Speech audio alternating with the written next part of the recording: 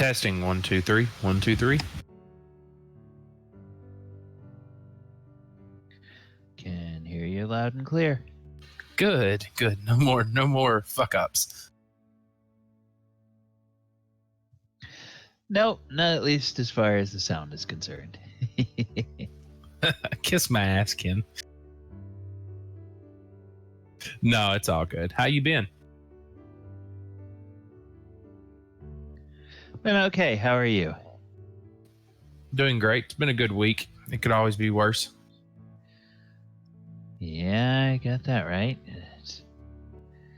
Any week you can play D&D, it's not a horrible week. I have to agree with you on that one.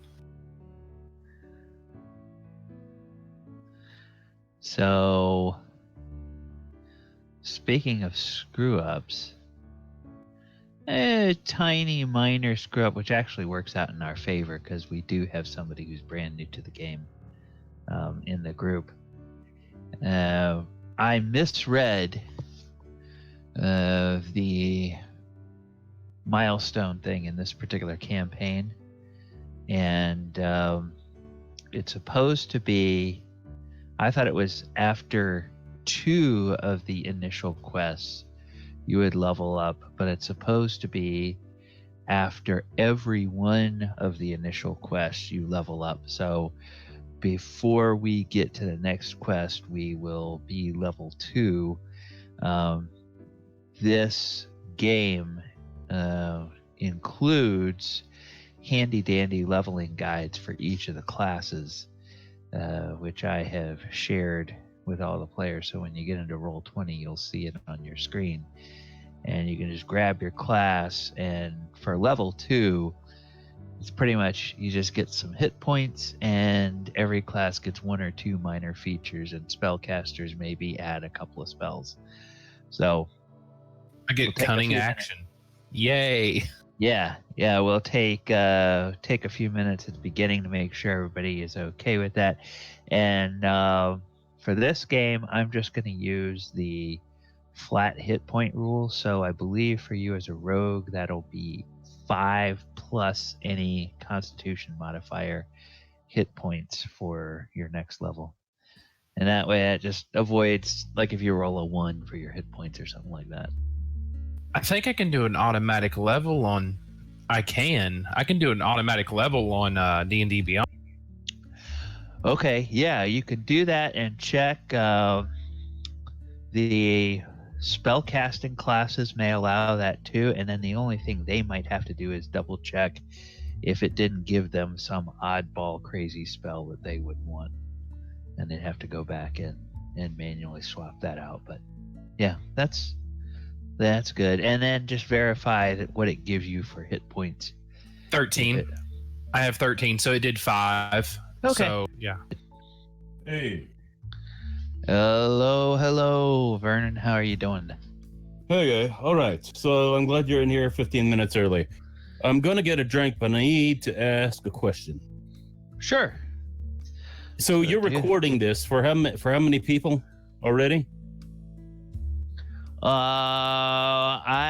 My channel is fairly new.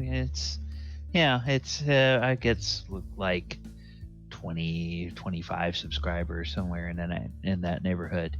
Okay, it's super small. Yeah, it's fairly small.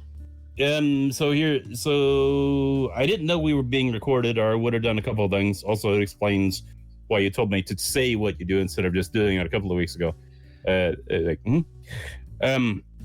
For monetization and a bigger audience, I don't think DDP would want his image there.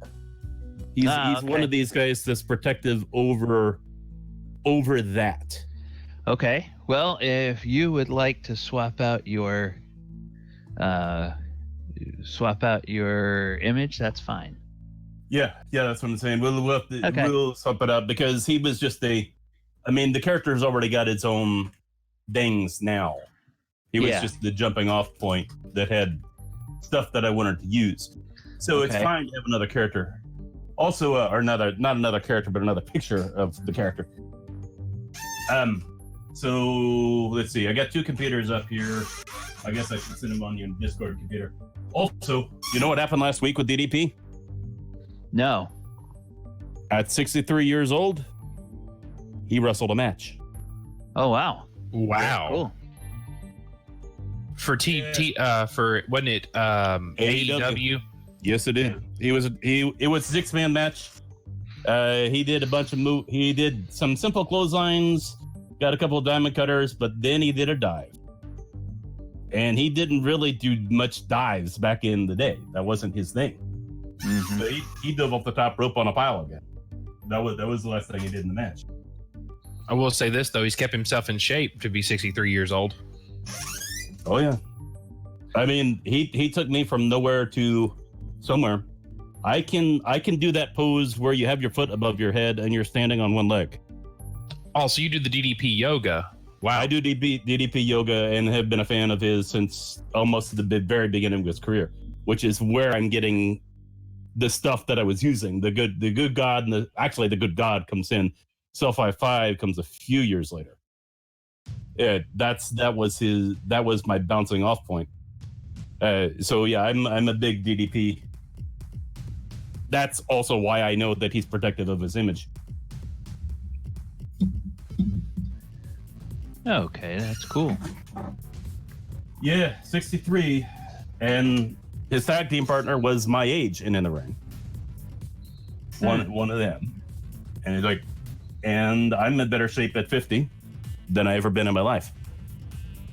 Nice. Okay, so rock and roll bard 5e. I have a ball track. What I want them to look like. Let's see what comes up.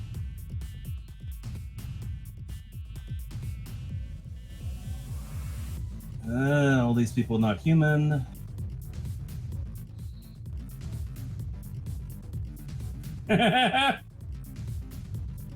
Ryan Styles. No, I don't think it's Ryan Styles. I wouldn't use any wrestler. As far as it's mainly DDP that has this. Not a lot of them.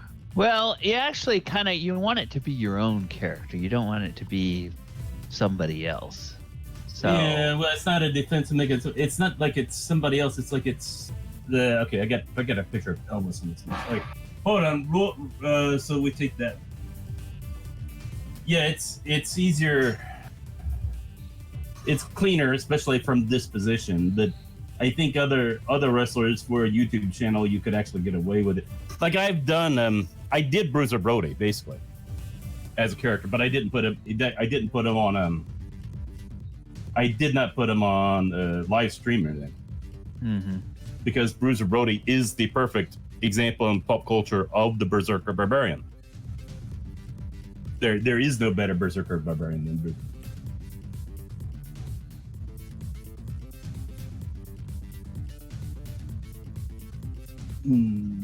That's almost no. Well, we'll listen up.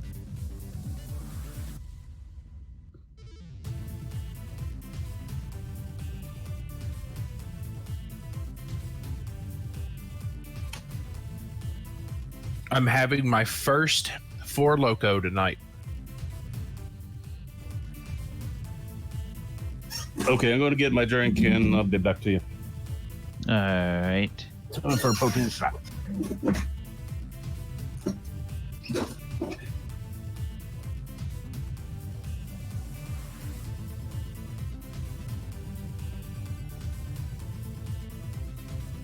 That is some good music there, Ken. It's all default Roll20 library. It's all stuff that comes straight out of the basically straight out of the game. That's included with it. But yeah, it is. It is pretty cool. Did we ever get a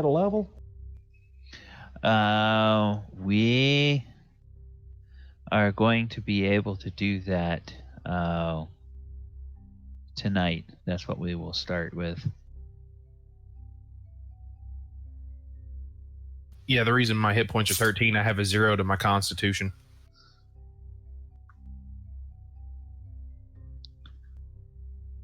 So that makes sense.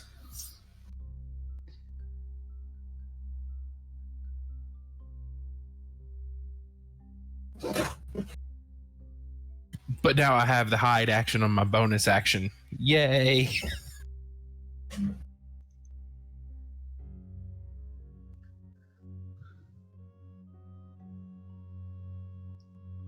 That makes it a lot easier not to get hit.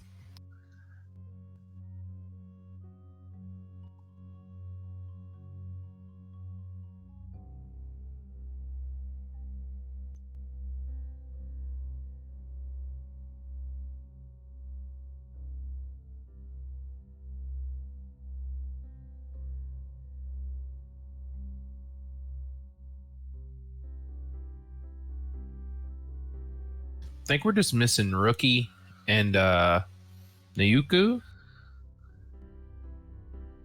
Yeah.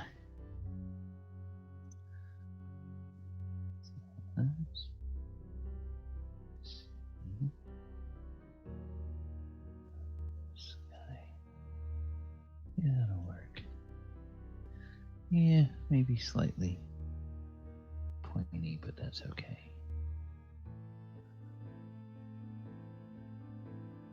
All right. So, That's pretty similar. Only I wish he was blonde. There's a good character here. Okay. I've grabbed just in case if you couldn't find one you were happy with, put a placeholder in. And let's see.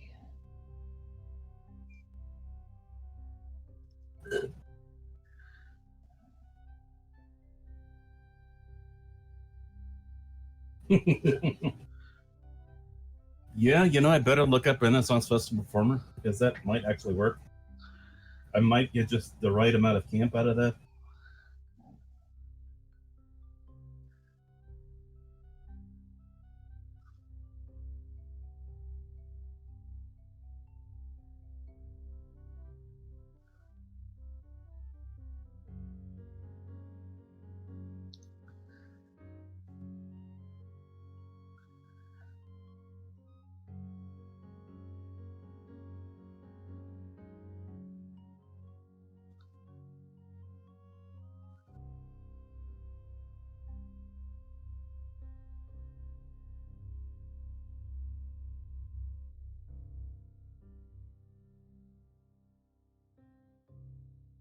I was going to say, Ken, I picked me up a notebook this weekend because I was going to get ready to start writing down all my stuff for Dragon Heist. And one thing I did read talking about the progression leveling is that because that campaign is so damn long that it's after every 4 quests that you do a level. Yeah, the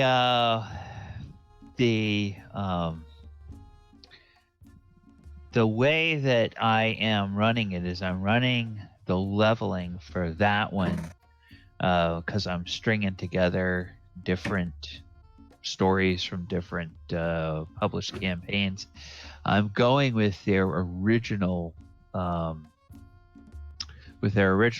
which was like after the first 2 was a milestone and you'd gain a level. And so it's a little bit faster, but that's because you're not staying in that storyline for the entire duration of the story. You're going into that one for a while and then dipping out of it and going to other places. So it's like enough to get you 2 or 3 levels in each of the storylines is basically what I'm planning to do. That's slick, actually. It's pretty slick. Another question: have you thought of doing a one-shot of any of the Tales of the Yawning Portal? I had not before now. Action Surge, Hirak. Because I was looking at. I'm a real big fan of Ready Player One, the book, not the movie. And when they go through the tomb of horrors, and then I look at what they did in the Tales of Yawning Portal, made that the hardest one. I'm like, yeah, I might want to be level 20 before I roll through that. Oh yeah, that Tomb of Horrors is just beastly. Original or remastered one they just came out with? They're both pretty tough. I think the original's probably the toughest. Just thinking about back in the day, how easy it was to get killed in D&D, to have your character get killed in D&D. It was very easy, a whole lot easier than it is to get killed in later editions. Specifically created that as a meat grinder. Yeah. Gary was tired of people coming up to him and saying, I'm going to beat you at D&D, and those asshole players that would come up at Gen Cons, he said, all right, I'll fix you. It created a module that you can't win. You can't get through it. Yep. No, you have to beat the Lynch at Joust. It's a demi-lich, and it just, in the original version, it just sucks the soul of the most powerful player and the character once per round. Totally destroys the character. There is no saving throw. Oh yeah.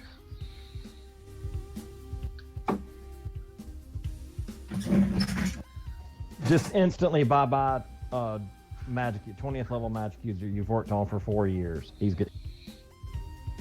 See ya. Yeah, I was watching a campaign on Dropout where they're playing the original D&D, and just it's ridiculous. Like he's like, "Oh, I'm dead. Oh, I'm dead again." Oh yeah, when I played back in the day, we didn't even bother to name characters until 3rd level because most of them wouldn't live in. You were just Fighter 1, Fighter 2, Cleric 1, Cleric 2, Wizard 1, Wizard 2.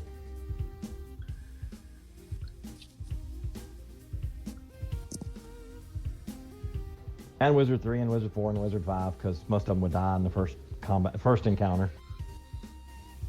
I almost bit the bullet in the first encounter. I mean, when the kobold with 1 hit point can run up and stab you and kill you dead, it's just, you know.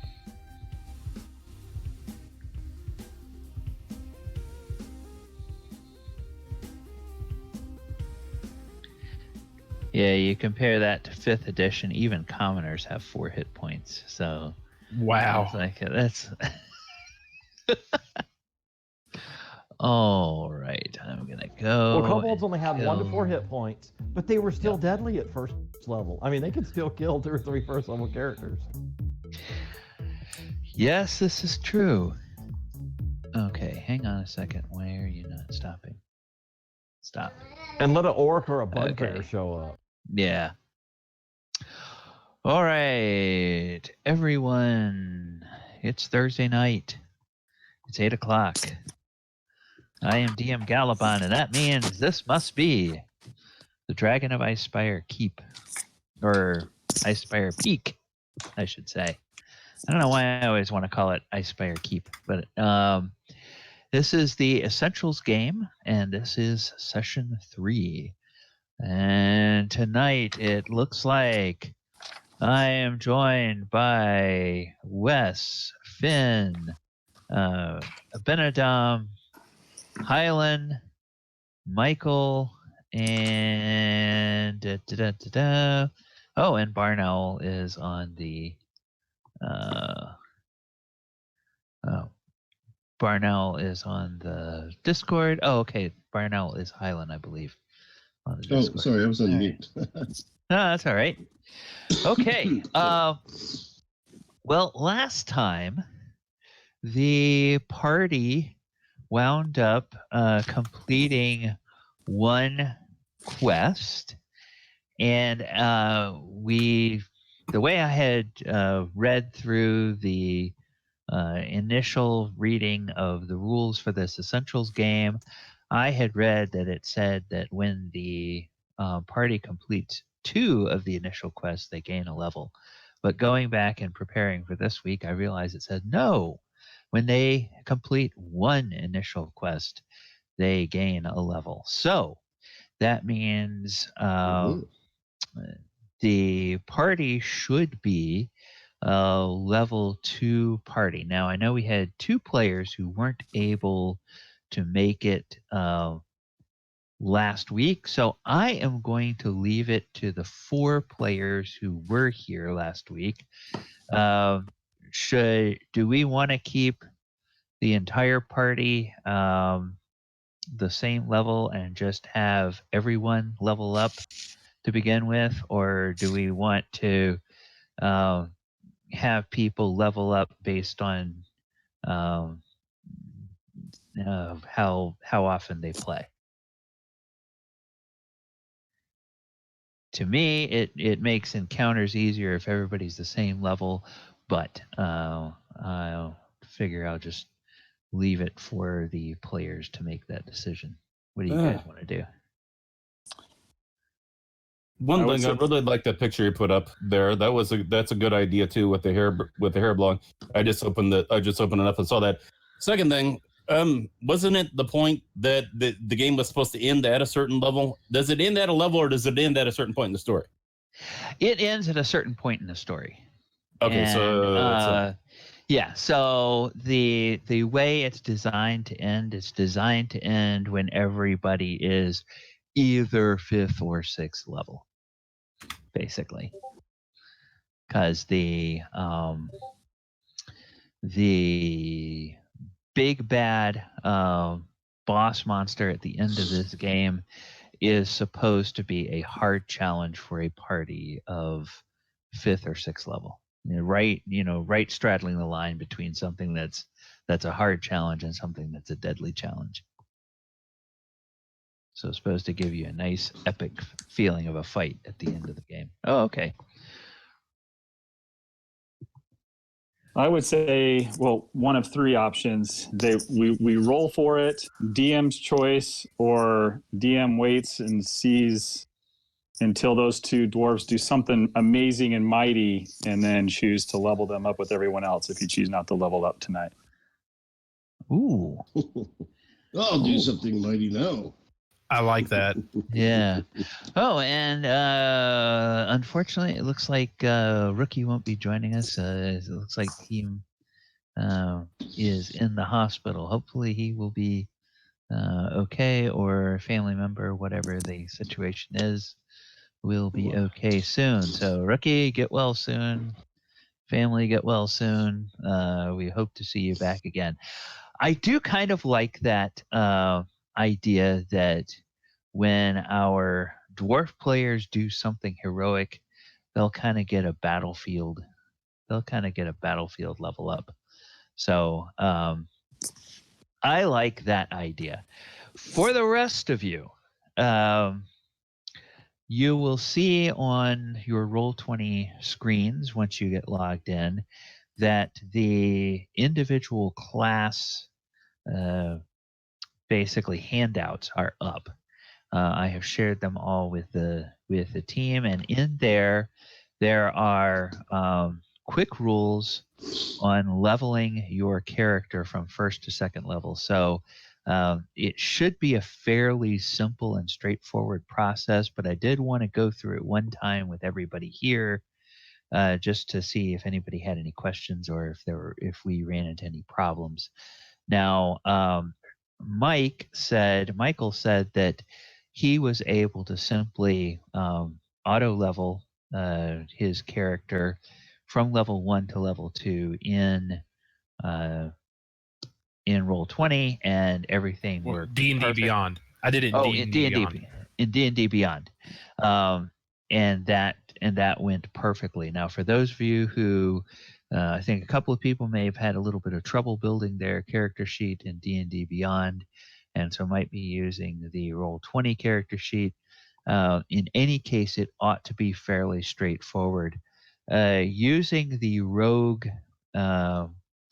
character sheet as an example, if you pull up your class sheet and you scroll down a little bit, you'll see a section called, bless you, yes. Sorry about that. I'm still a little sick. Oh, sorry. I hope you feel better. Yeah. The class features section will tell you a little bit about your hit points. Now, there's always 2 options in 5th edition, and I go just with the average points. So if you have a D8 hit dice or a D8 hit die, when you get to level 2, you will gain 5 hit points plus your Constitution modifier, if any, for 2nd level. So everybody should have started with max hit points at 1st level, and then it's basically just half your hit points rounded up to the next whole number. So it's 5 plus con. And then as you scroll down a little bit more, it will start to talk about the features. You'll see your 1st level features, and then there probably are 1 or 2 2nd level features that you get. Like, for example, Rogue picks up Cunning Action at level 2. So if you're in D&D Beyond, it probably will automatically add that. If you are in Roll20, it may ask you that. The biggest selection is probably going to be for those of you who are spellcasters, which is you'll have to probably select some additional spells to add to your repertoire at level 2. So just want to go around from, I'm going to just go across my screen as I see it on Roll20 and see if everybody is having or everybody is able to get through this process. Okay, Wes, I think you missed last week, so when your character gets a chance to do something heroic, we'll go ahead and get you leveled up. Vern, for Finn, have you tried to do the level up process yet, and has that worked? And I see you have a new image, so I'll go ahead and work on that while you work on your level up. Yeah, I just did the level up. It looks like everything went through all right. Okay. If you gain an additional spell slot, then it may also give you the option to add additional spells to your repertoire, so you may need to select from Did that. Okay, excellent. Wonderful. Good. All right. Abinadom, for the wizard. Yes. So first thing, I couldn't see in Roll20 how to do it, even following the Wesley's description. But I have everything in D&D Beyond that I was working through. Okay. But I'm at a point now where it looks like previously my hit points was 6. But now it's only showing. Now it's only showing 10. Is that right? Right. Okay, so that's correct then. That should be. Let me just double check. Yes, you have a D6 for hit dice. Yes. So it's going to give you. Let's see. It's going to give you 4 by roll. 4 by roll plus 1. Is that right? Let me just. It's maybe because I don't my constitution's so low is probably why it's not giving me. Well, you have a 12 constitution, so you should get 1. So you should get 5 points. How do we get over 1? That's odd. So should I modify it then to give me plus 1? 12. Yeah. So you started with 7, right? I started with 6. Oh, you started with 6. Okay, so for whatever reason, it didn't give you the. Oh, I see. Maybe 6 plus 4 plus ability score modifier. Yeah. Which should be 1. Yes. Which would be 1.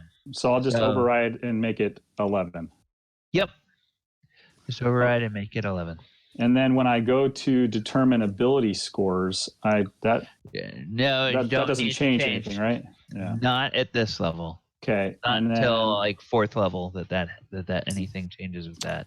And then I chose the evocation because I think that was one of the 2 options for the school.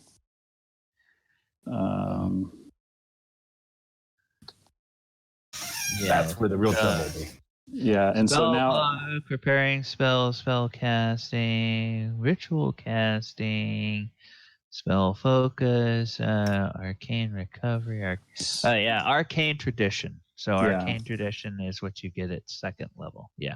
Yeah, and so now I've got to figure out. I didn't research spells, so now I've got to figure out on the fly. Because I think I get 2 new level 1 spells, right? And this makes it really easy. If you scroll up on that handout in Roll20, on the wizard handout in Roll20. Okay, so how do I find that? You should go to your journal. And you should see you should see something called character classes, and you should see the 5 character classes there, or just hit the little plus. And then, I see it now. It was under the rule book, right? Yep. Okay. Expand the rule book, expand chapter 1, then expand character classes. Oh, so I don't gain any spell. I just gain an extra slot. Okay. Yes, you gain an extra slot. Yes. Okay. Perfect. That's easy. And then,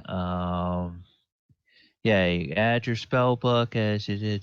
So I think I'm covered. Yep. Okay. Excellent. Sounds good. Okay. All right. Hylan.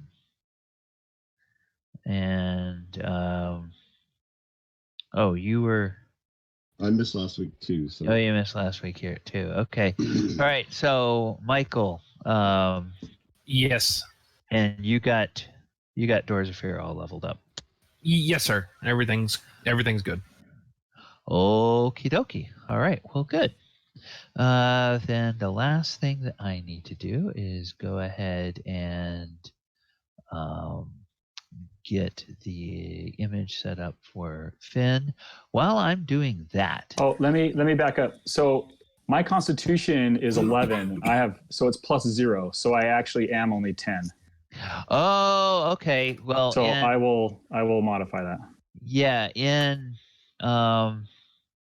Roll20, it's showing me that it's 12. So probably because Roll20 is not as completely accurate as the D&D Beyond. So I can fix that.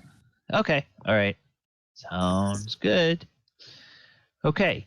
So then, yes, that's why it was giving us that different thing. So yes, 6 and 4, 10. All right. So somebody who was here last week, you want to go ahead and give a brief recap of what happened for the 2 guys that missed the session? And I will fix this image while you do. Well, we killed, let's see, what is that? A manticore. That was fun. Yeah. I cut off its tail. Nice. Finn was playing at the bar. It was fun. Threw the tail up on the bar and persuaded the barkeep, saying we needed more hazard pay. So we ended up getting 50 gold a character on top of the additional 50 we got from the mayor, or the mayor. So it was an interesting evening. Yeah. I read the notes and so the crowd got going with the songs and stuff. Yes. The tales of your deeds were echoing across down the streets. Yes, everybody was extremely happy with that. They all were really pleased about the adventurers defeating the evil menace that was the manticore. Let's see, now I'm going to download that image, and then I'm going to go here. Yeah, I'm sorry, I have a hard time doing two things at once. So, we found a couple of key people. Yes. During those times. Well, tell about where was the manticore? What kind of place did you have to go to find the manticore? That was at the Umbridge. Umbridge Hill to Umbridge the windmill. Hill. And it was a woman in an old windmill, and we were battling the manticore on an old dwarven, with cairns that were built by, I guess, ancient dwarves. And we started long distance attacks on this manticore and slowed him down a little bit and finished him off just barely before he could have done some serious damage. I got hit in the chest, took half health, and had to run and hide before I got killed. Cool. Now, the woman that was getting rescued or checked upon, did she want to be helped out, or was she just like... She wanted to be helped out, but we had to convince her to come back to the town. Yeah, to come back to the town. And the reason why we did that is so that we would get paid. She didn't really want to go back to town. She thought that she was safe, even though she almost got destroyed by a manticore. And then who brought up the dragon to her? Somebody said, yeah, it wouldn't be good with you staying out here with the dragon on the loose. No, that was Finn. I got one word for you because she was resisting. She was resisting the idea of leaving. And Finn says, I got one word for you. Dragon. And that did it. Nope. Yeah, she still was brushing that off, but we had to try a lot, really hard to get her to come to town. Took a little gentle persuasion. Yeah. Just to show her face to the innkeeper that she was okay, because the innkeeper was very concerned for her. So, and probably sweet on you. Yeah, that whole thing was a little bit suspicious. That whole storyline. In fact, I got some follow up for that. Okay. At some point, because Finn sees opportunity here now to set up the adventurers guild just a little bit better. It's like, yeah, I got an idea. Oh yeah, so that should we hand wave Hylan and Wes being part of the adventure guild too, like having signed up and stuff? Yes, you guys are signed up, and there's a little token that you all are given. And actually, did I put that in Roll20? Actually, I didn't get one. It happened while the show was going on. Okay. No, he came up to the stage and handed you one. Was that the mayor guy? Yes, the mayor handed out the tokens. Yes, the mayor guy handed out the tokens. Right, so we just had to capture that as part of our equipment. And that was before I did the song about the mayor guy. Yes, that was before you did the song about. It was storytelling. It was storytelling. The story about the town and the fighting off the orcs and all of that stuff, and the heroes of that, of which, of course, the mayor played a significant role in that story. Now, if I go here and I go to this, okay. All right. Then, well, maybe I did create Yeah, Finn, you knocked the house down, brother. Yep. Or built the house up, as it were. I guess there are a lot more people on the next show than there was on that show. Oh, yeah. Well, it also helps when you throw a manticore tail down on the bar. Yeah, that's got to and hint at a dragon head. No, that's to come. That's what we promised to come with the dragon head eventually. Well, all Finn really said was, that's just a placeholder. He didn't really say the dragon, but he said that was just a placeholder. Okay, now if everybody looks in their journal, they should see something called a guild token in there. And I'm going to go ahead and I'm going to share it with everybody. It's a Nice. you're only seeing the back side of it here because I didn't have time to make the front side of it, but the back side has the very simple logo that they commissioned for the Phandalin Adventurers Guild, and the front side has a little symbol of the seal of the town of Phandalin. And the idea is you show this to merchants that have something for adventurers to do. This tells them that you've been vetted by the mayor or the town master, as he's called in these parts, and that you are reputable adventurers that will do the job. It also is part of the local economy, where when they pay you, they essentially pay you half of the fee for doing the job.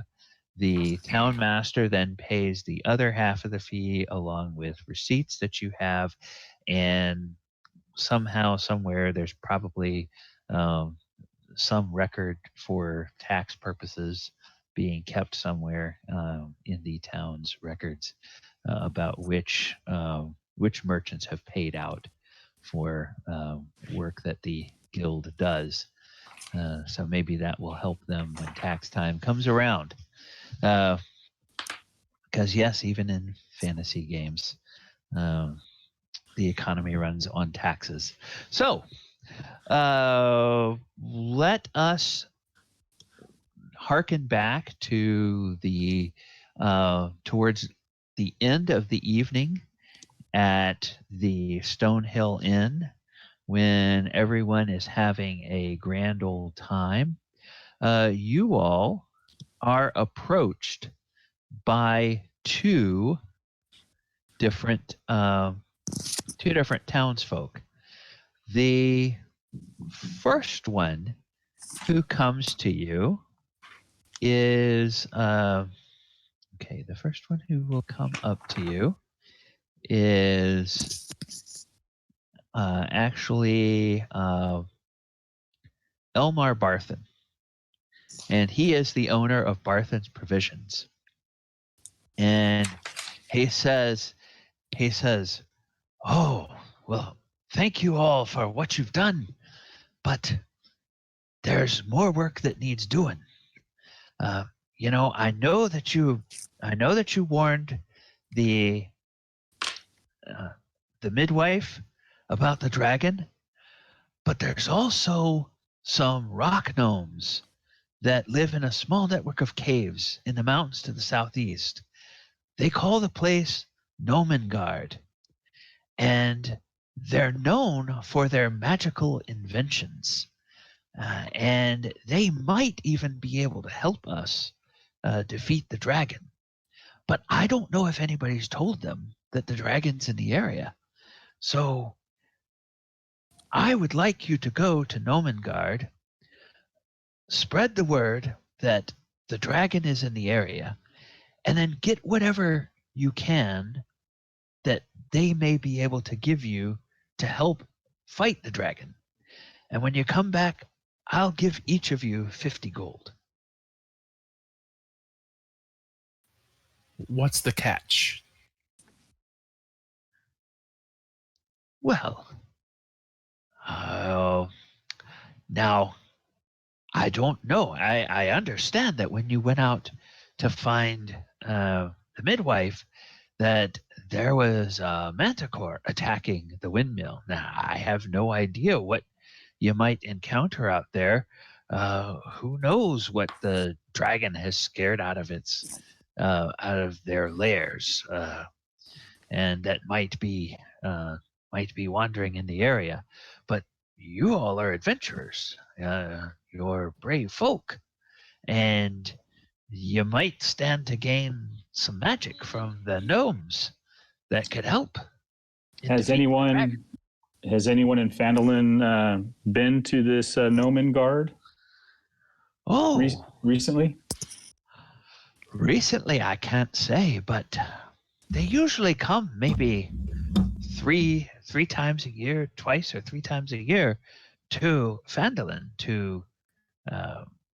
They purchase some supplies and they sell some of their additional gear and things of that nature. So we see them on a regular basis, but I haven't seen them in 3 months or more. And what is it you want to buy from them? Well, now I tell you what, if you bring back something magical that you don't want to keep for yourselves, I will buy each magical item that they can give you for 50 gold. And you can keep that gold. Or if you think the magical item is of use to you, you can keep it for yourselves and use it in the coming fight. So you got like a store around here? Yeah, he's the owner. He's the owner of the minor. Oh, no, excuse me. The provisions store. Yes, Barthen's Provisions. That's me. We sell a lot of the foodstuffs and the dry goods that the folk around here will use day to day. Now, we don't carry a whole lot of the fancy stuff. You have to go over to Lion Shield Coster for some of that fancy stuff. But we make our living on selling the day-to-day goods that people need. All right, then help me out here, bro. Why do you want to pay somebody to do this? Well, and he kind of looks a little sheepish and everything. Insight check. Okay, you can go ahead and make an insight check. He says, Yeah. "Well, I'm too afraid. I'm too afraid to do it myself." No. Oh, why are you paying anyone to do it? What are these people to you? Yeah. What do you get out of it? What do you get out of it? Something like this, there's always an angle that you're playing. Well, as for me, the gnomes, they're just good folk, and they're so fun. And you guys aren't detecting any deception. He really seems to have like a fondness for these people. Okay. He says, and I whisper to them, it's probably because they bring him business, and he needs the business. Yeah. Well, sounds good to me. We do need some more gear before we take on the dragon. Do you have any gear that you can provide to us that might help us reach this Gnomon Guard? Have you got climbing gear yet? Well, yes, we do. If you come by tomorrow in the morning, we'll be open with the sun. We'll be open at sunup. Come by, and we can see if there's anything y'all might need to purchase for your trip to Gnomon Guard. And he will tell you. Let me get us to a map of the region, as we do.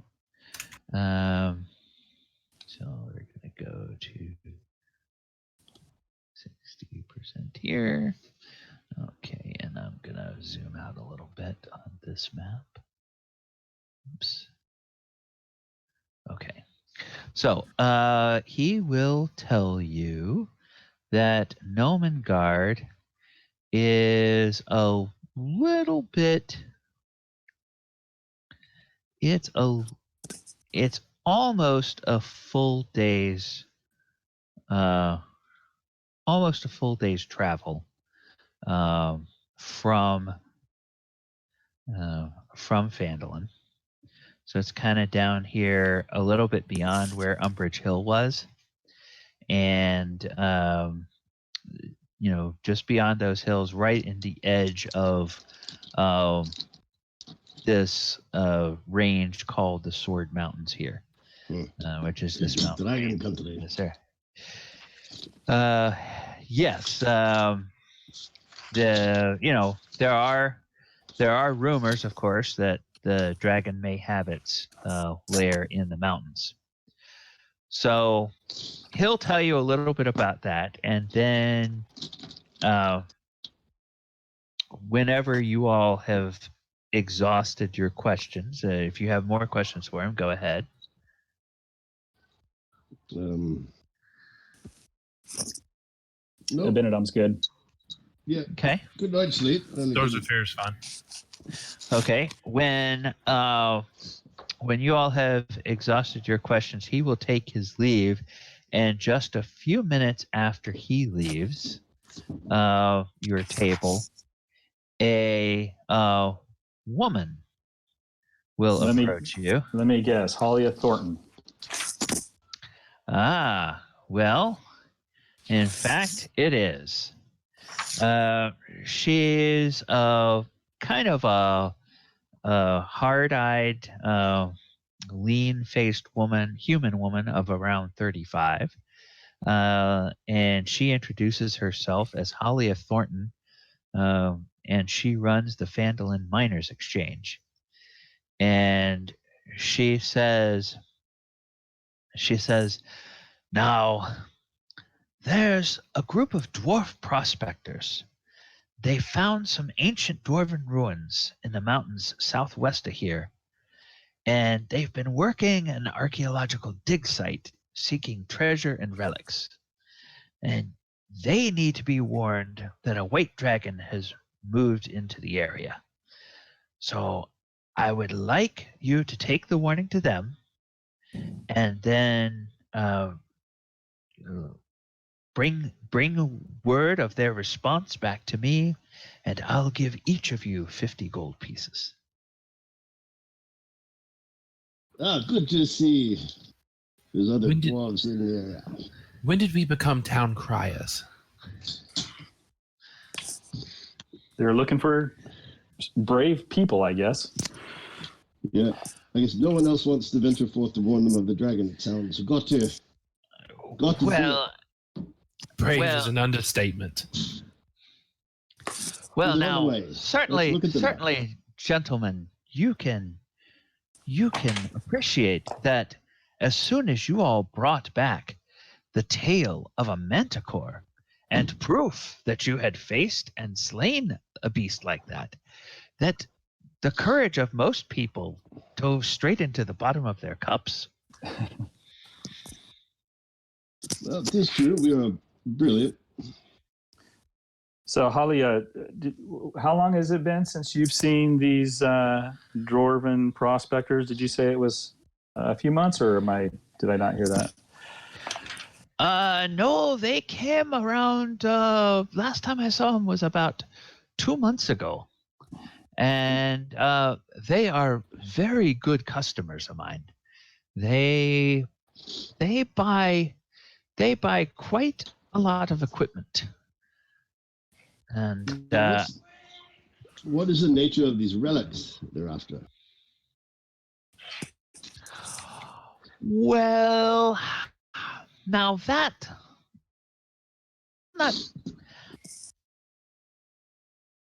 I don't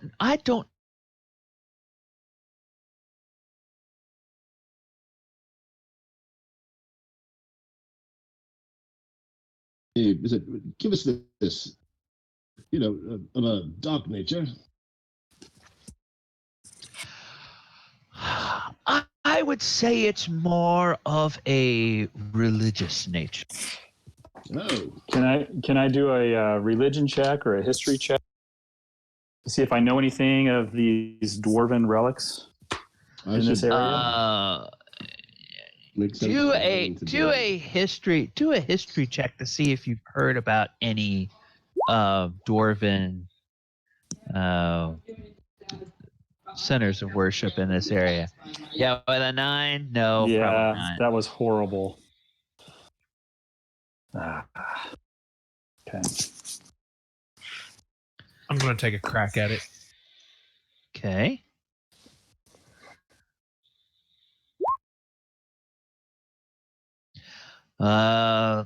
Okay. Ooh. Hylan and Dorzaphir. Yes. Okay. Dorzaphir, what you have heard is that there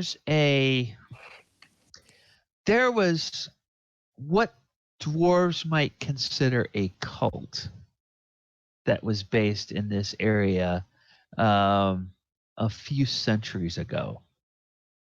And you don't know that they were actually into any kind of super dark stuff, but you know that they were quite secretive. And Hylan, as a cleric of dwarves, you know that it was rumored that long ago there was a shrine in this area to Abathor. And I'm going to put that in your... and so that's likely where they are. Yeah. So there we go. Abathor. Uh-huh. And what you know about Abathor is that Abathor is the dwarven god of greed.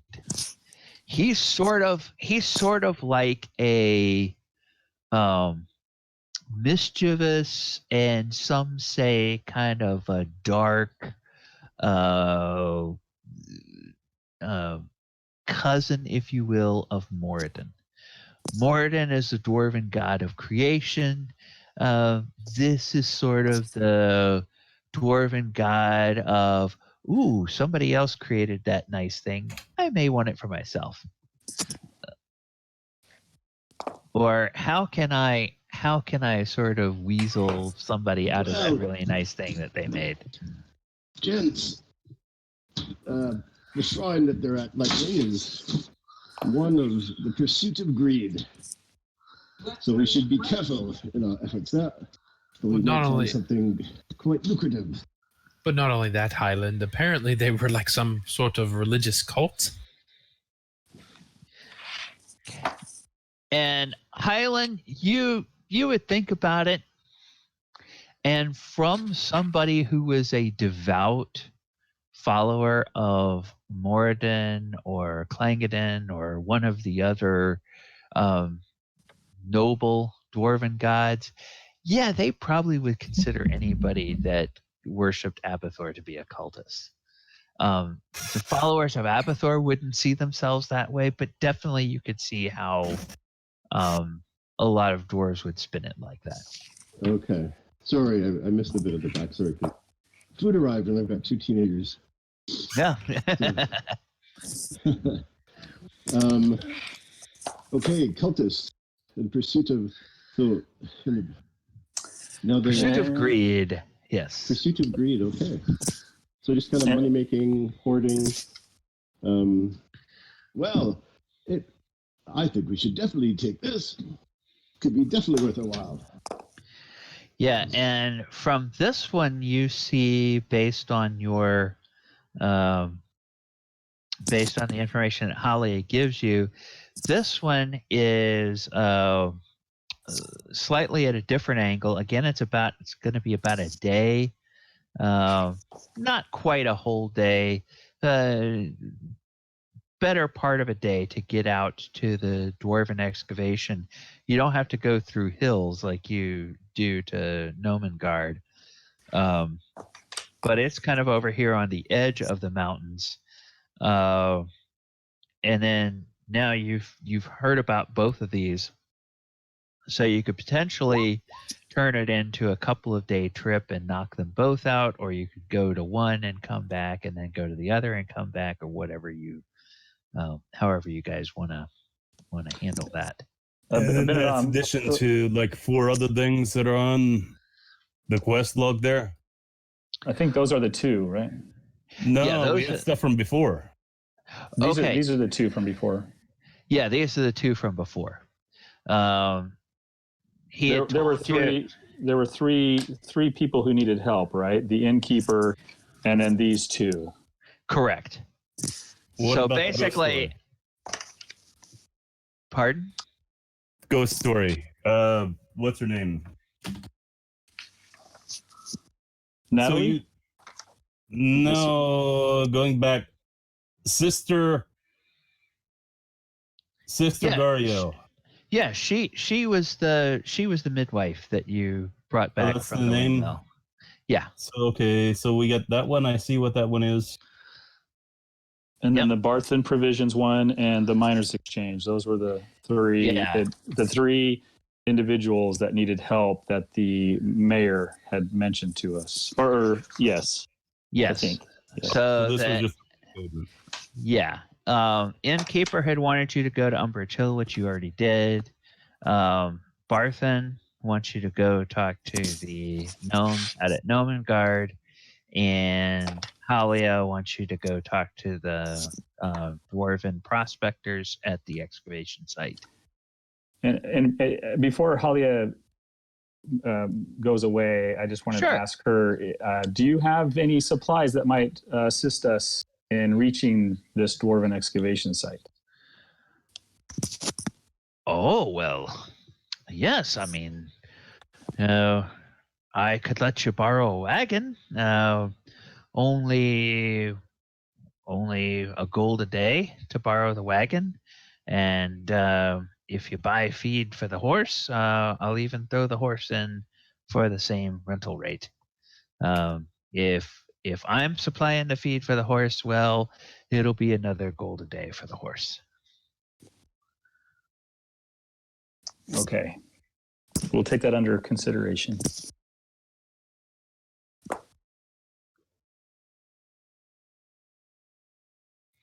And then if you need to buy any, I don't expect you all to be doing any mining, but if you need to buy some ropes or some, some pitons or things of that nature, you could either get them from me, or Barthen has those. There's a couple of places. The price is the same. Yes, let's get some plunder so we can safely ascend.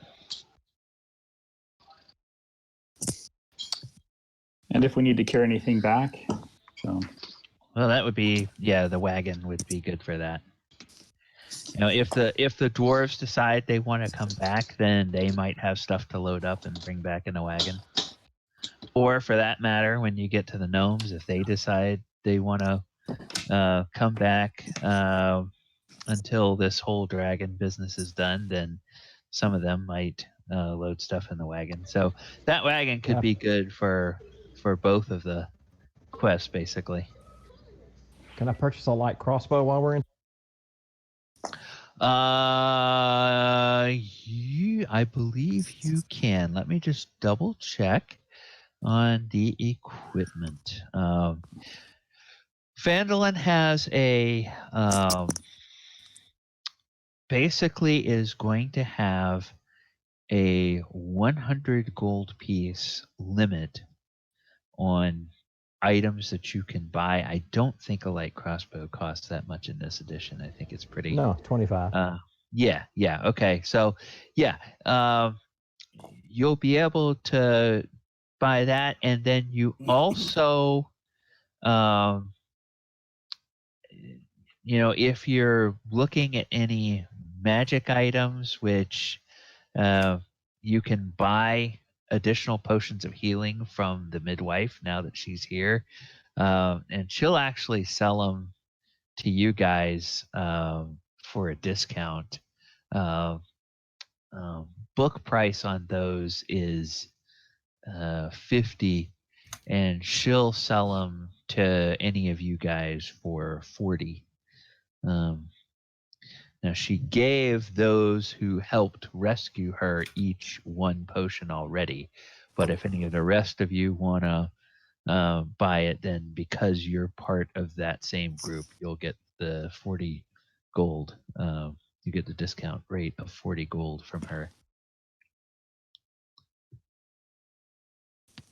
And you're saying that if we were to purchase 2 of those, that would use up 80 gold of the 100 gold limit? No. I'll pass on the potion for Hylan. Okay. Any item, you can find mundane items that are up to 100 gold. Oh, I got it. Okay. Yeah, that's the limit of items. So in other words, there are some things that cost 200 gold or 150 gold. You just can't find any place in town that sells those. Okay. That's what I mean by the 100 gold limit. And Abinadom claimed, or would like to have claimed, one of those short bows with arrows from the goblins we offed a few days prior. Okay. Yes. You guys have. Sorry, guys. I'll be gone for about 5-10 minutes. Okay. All right. Sorry about that. All right. So, yeah, you're gonna take one of the short bows, and I guess a quiver of arrows. Yes. Okay. So that means you have 5 short bows and 4 quivers of arrows to sell, which that reminds me, that's good to keep in mind. Does anybody else want anything out of that set? Because we haven't dealt with liquidating those things, which we can do, and apportion out the gold from that. Basically, this edition makes selling stuff really easy. If you presume that you go and you shop around for the best price without any additional haggling, somebody will give you half of the book value for any loot that you sell back. So leather armor, for instance, is I believe it's 10 gold. So you'll get 5 gold for each set of leather armor you sell back. So that would be 5 GP per armor. And then I think a shield is the same thing. Yep, shield is also 10, so 5 GP per shield. Those short bows. Bow.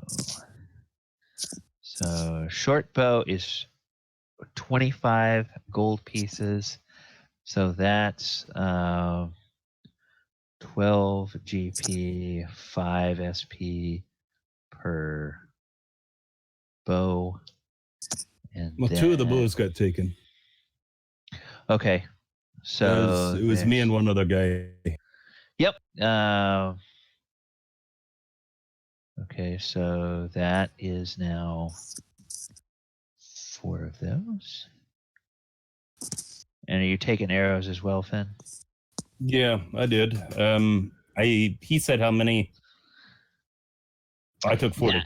I wrote it down. I forget who it was and what they said. Okay. All right. And then the arrows are...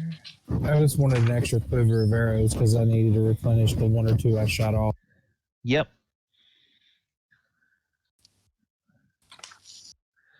Okay. And then there's also some scimitars. And those scimitars... Whoops. Scimitar is 25 gold each, so that's again 12 GP, 5 SP per scimitar. So nobody wanted any of the leather armor. Nobody wanted a shield.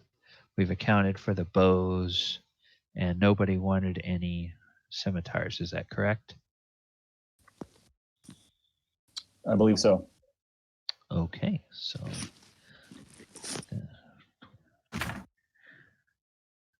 that's 50. So you guys get 50 gold for liquidating the armor and shields. You get 1, and then 50. So you get 51 gold pieces for liquidating the 4 short bows and their 2 quivers of arrows. And then you get 62 gold pieces and 5 silver pieces for the scimitars. So 50 and 51. I'll do the calculator. That's easier. So 50 plus 51 plus 62. And then there was also 9 gold pieces in actual gold that you all had gotten. So plus 9. So that's a total of 172 gold pieces. And then it should be 34 silver and 54 copper, I think. Right. That's right. 172 gold pieces, 34 silver pieces, and 54 copper pieces. And I'm going to stick that in the Discord there. Okay, so total loot converted to cash so far. All right. So then if you guys are, you guys want to just use that as a party slush fund for now, or if you guys want to split that all up. I vote for a party slush fund. Party slush fund. Okay. All right. Sounds good. So then anything that you guys buy, you can take out of there, and you don't have to take out of your own individual gold. So that works well. All right. So the rest of the night passes. Then I'll go ahead and pick up the heavy crossbow instead of the light. Okay. Night passes. Next morning comes. You guys have breakfast. Did you want to go shopping before you head off? Yes, I don't think it would hurt to stop by and take a look. Okay. Yeah, definitely climbing door. Okay, so crossbow. A heavy crossbow is 50 gold, and a crossbow bolts, which I believe is there 20 or 30 in this edition.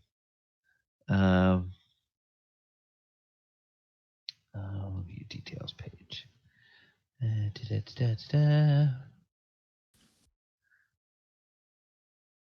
Well, it doesn't say. That's weird. Okay, so Normally it's a score. yeah, so 20. We'll say 20 crossbow bolts is 1 gold piece, and the heavy crossbow is 50. So we'll just subtract that. Okay. Minus 50. So that's 122 gold left in the slush fund. Climbing gear. So when you say climbing gear, what are you guys thinking of? Are you thinking of ropes and pitons and hammers and stuff like that? Yeah, so we could ascend a mountainside. Okay. So we might not encounter that this time. Yeah.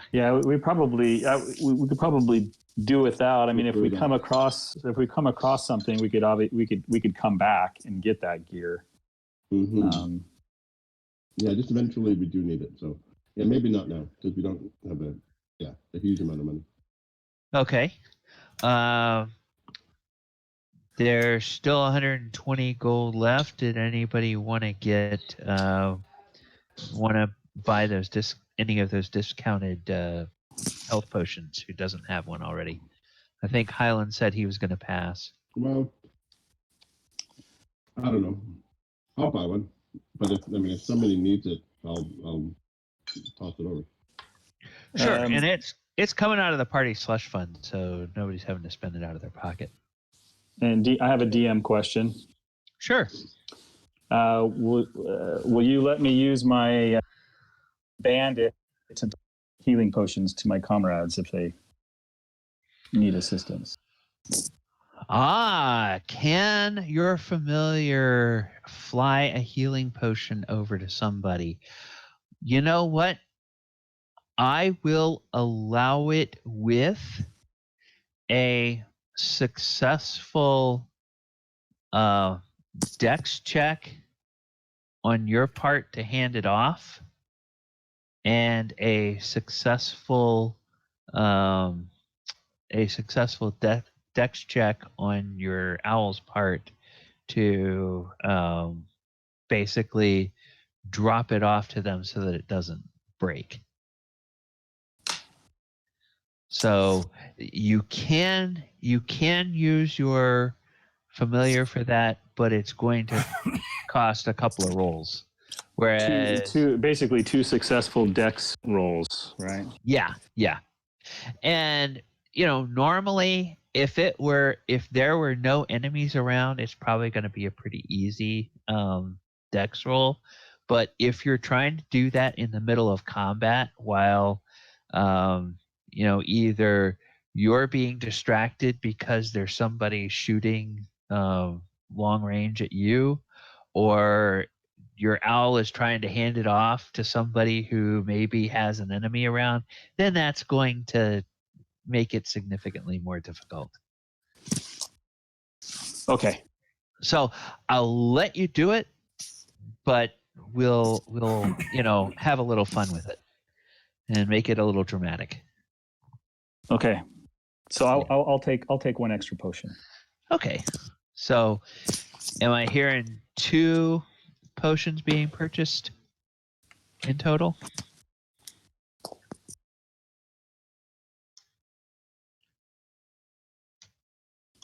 All right. So that's another 80. So that takes us down to 42 gold in the party slush fund.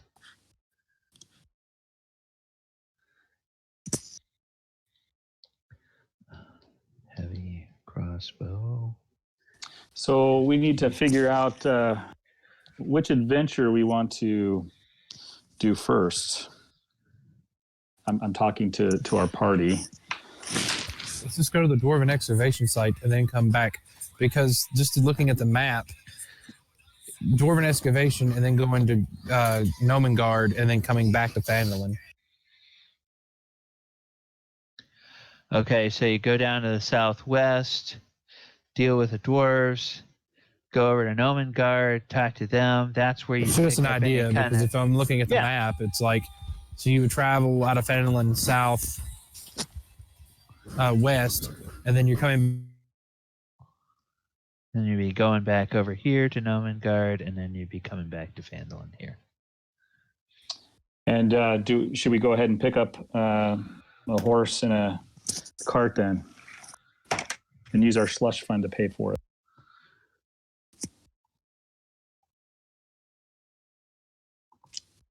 I say we do. I don't see how it would hurt anything.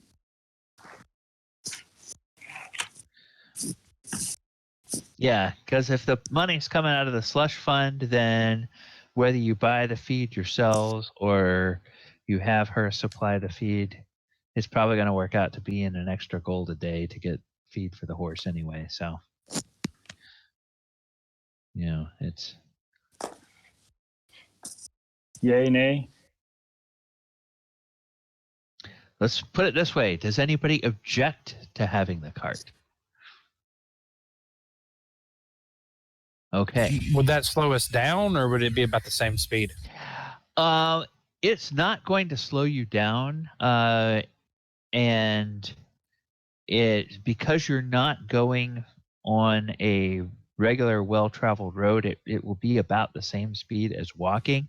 But the benefit is if those dwarves decide, we want to come back and we have stuff to bring back, then it can just get loaded in the cart.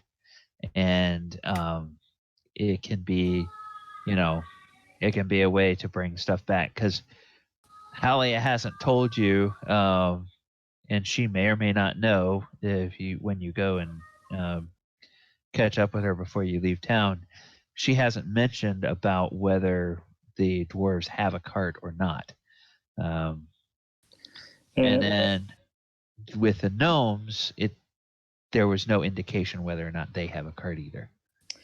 And Abinadom says, there's two other benefits. One is if you all don't know, I've got Bandit here, an owl, and I have the ability to look at its eyes, but when I do so, I'm not aware of what's going on around me.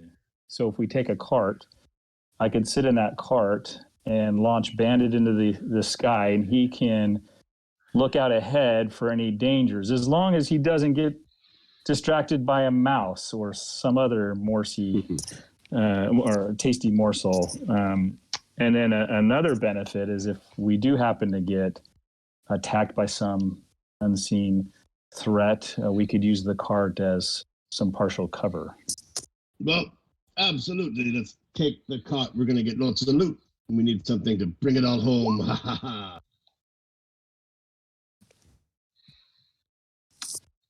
All right, so we get a horse and a cart. Okay, and it also looks like Wesley wanted to see about buying a light crossbow. Yeah, I thought he said heavy crossbow. Did he change to a heavy crossbow? Oh. Well, yes, get a heavy crossbow. Okay, so you're getting a heavy crossbow instead of a light crossbow. Okay, never mind. All right. Hits a lot harder. Yep, it does. So that was not a new message that I saw. Okay, sorry about that. Thank you for clarifying. Yes, Gorrim, it certainly is. It's that elven wizard witchcraft. All right, so Finger waggers. Yeah, finger waggers. It's the finger waggers. Okay, so off to talk to Halia about a cart, I presume. Yes. Okay. Well, she will tell you it's a 1 gold per day for the cart, or 2 gold a day if you want her to throw in the feed for the horse. Since she does not see that you have any feed for the horse with you, she'll suggest that it's just as easy for her to have her assistants throw the items or throw the feed in the cart already. You see that this is a nice, sturdy, 4-wheeled cart. It has a seat at the front for a driver, a bench seat where the driver and another person can sit up front. It's got an open bed with, shallow sides, maybe 2 feet tall all the way around.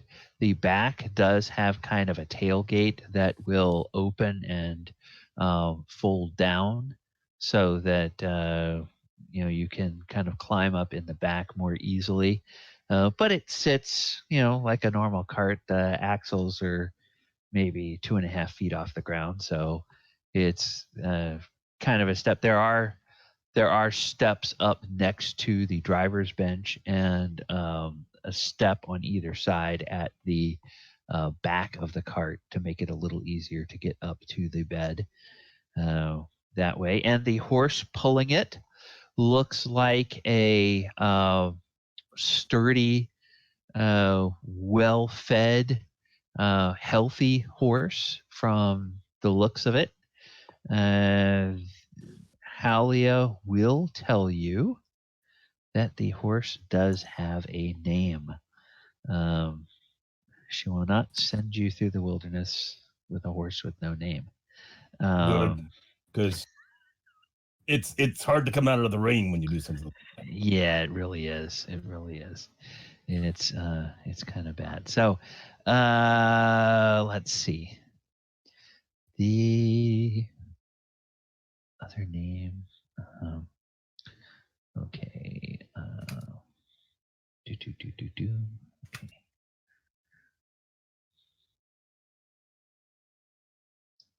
The horse name is Allegra. That's the name of the horse.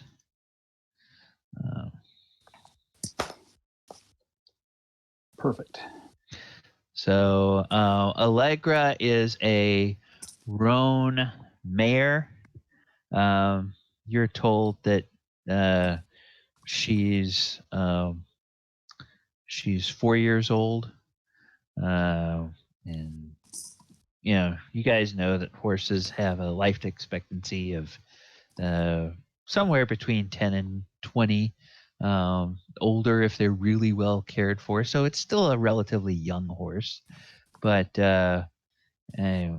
looks quite healthy and energetic. Their life expectancy is until they meet their first griff. Yeah, exactly. And does she suffer from allergies by any chance? And she will say, none that we know of.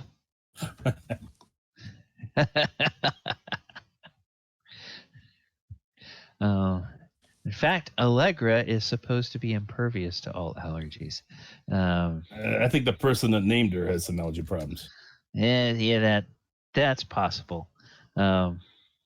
We bought her as a foal, and she already came with a name. So, but she serves us well, serves our clients well. Just please bring her back with all of her legs and the cart with all of its wheels. There will be charges for damages, but it's hopefully it won't come to that. And she asked, do you have an idea of how long you expect to be out? Probably a couple days. Probably less than a week. Well, very well. I will, if you don't mind, I'll collect 2 days from you now. And if it takes any more time to get back, I can either arrange with you to take the remainder of the fee out of the gold that you get for your missions, or you can pay the remainder when you return.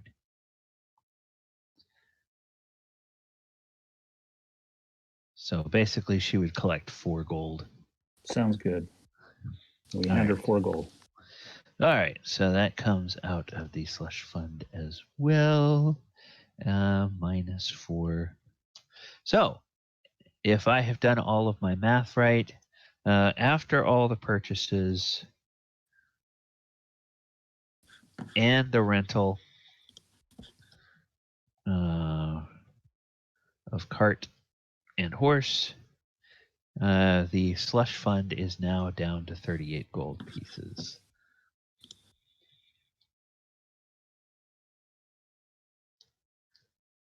All right.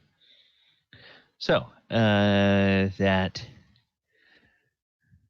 Very good.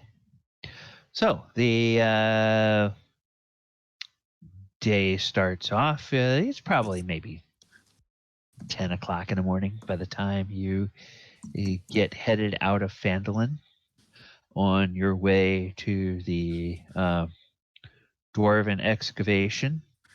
That is the destination you guys chose first, right? Is going to the Dwarven excavation first? Yes, and as we get ready to depart town, I tell my comrade, I'm now going to send Bandit up, and he's going to do some scouting for us up ahead during our journey. So I need someone to just look after. I'm going to hop in the back of the cart, and if someone can just, if something happens and I'm not aware, someone needs to come and shake me awake. Elven would. I'll wake you up with a crossbow bolt in your butt. Now, fellas, no need to be so rude. Now I know who to save with healing potion and who to save with healing potion. All right, so you all get started, and Abinadom, go ahead and roll me a perception check for Bandit, and he gets advantage on those. Anything to do with sight, so you can roll that perception check with advantage. And I would just use my perception in D&D Beyond, right? Actually, you use the owl's perception. So let me pull up owl.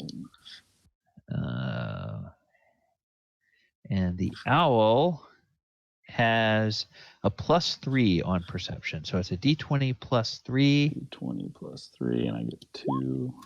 Yeah. So, all right. Well, did I do that? Did I do that wrong? Yeah, a little bit. Yeah. So okay, but that's fine because we can do that. So the 16 +3 is 19 or 17. So you get a 19 on 19. that. Yeah. As you begin, everything looks like it's clear ahead. There doesn't appear to be any signs of any kind of goblins or dangerous creatures or things of that nature. You see a few deer off over there doing their thing. You see a fox off over that way. It's just kind of normal stuff, but and you do get a sense that as the cart gets closer to some of these animals, they act like animals should, and they bound away and they leap away and they go deeper into the brush and away from the cart. Nothing is acting strangely with that respect. So you go until you go maybe 3 or 4 hours, and then it's about time to give Allegra a little water break, so you guys can find a nice little spot to stop and water the horse for a few minutes, and maybe grab a bite of food from your own rations that you all have. And then you head out again, and it's maybe another 90 minutes before you come to the site of the dwarven excavation. So let me go ahead and move the map, and I will bring us to this area. Okay, so oh yeah, this is probably not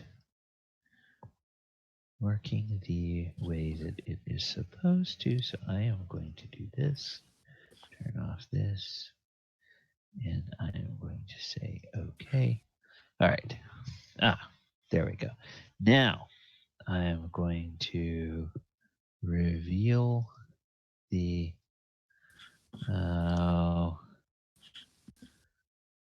most of this map over here. Oh, come on.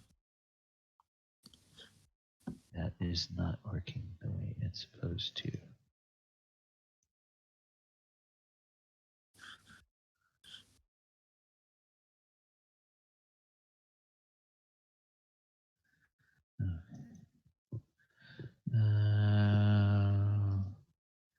Okay, now reveal areas. Come on.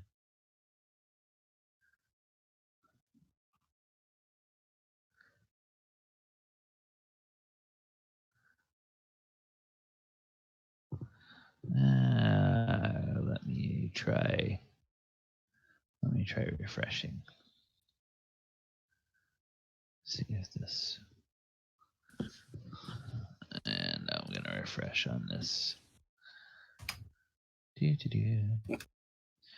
Roll20 is always such a pain when it comes to. Well, dadgummit. Okay, then let me do this.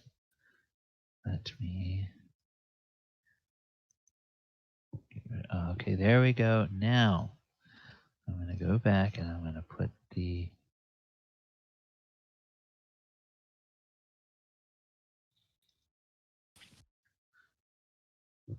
There we go. Okay. I'm going to try this again.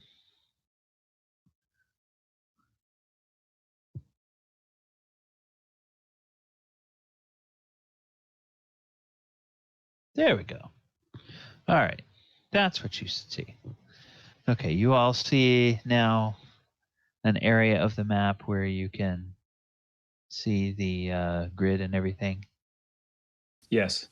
Let's see. So far, I got a black cow in night. What about now? I saw a blue circle in it. Do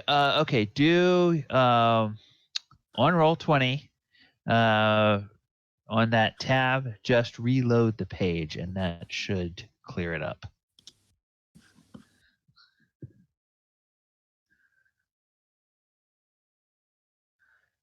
My apologies for that.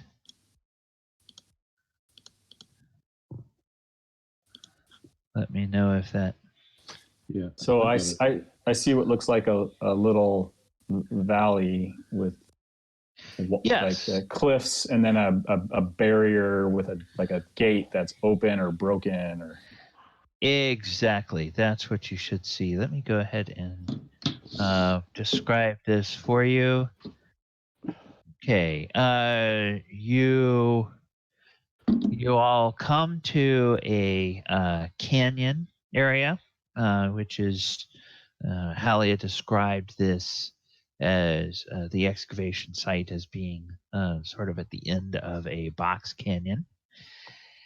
And you see the canyon's rocky walls rise to a height of 80 feet. At the end of the canyon, a 20-foot high wall of black stone has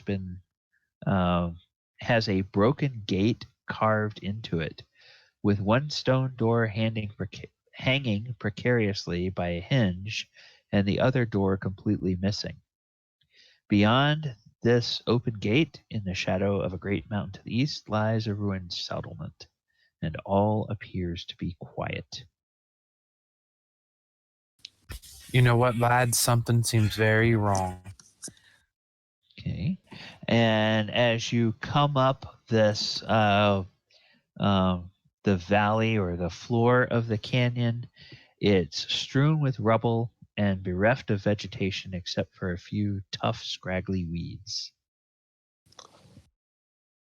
Okay, so Abinadom comes back to himself. He disconnects from Bandit, and he tells his comrades, "I can send Bandit. If we can get up close to this gate, I can send Bandit in about 30 feet to take a quick look-see. I will be looking actually, and then see if I can see anything, and come back and report to you what I see." Okay, and I'm Sounds gonna grab.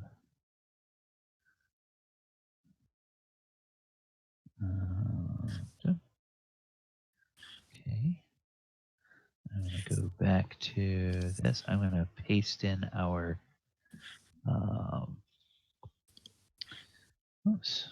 Paste in our. And before I do that, I tell my friends, I can send the owl has a unique ability of a flyby. So if he sees any enemies, he can come back and not get attacked. So he should be. But his distance is only 60 feet. So if we get in close, I can take him in about 30 feet and bring him back. Okay.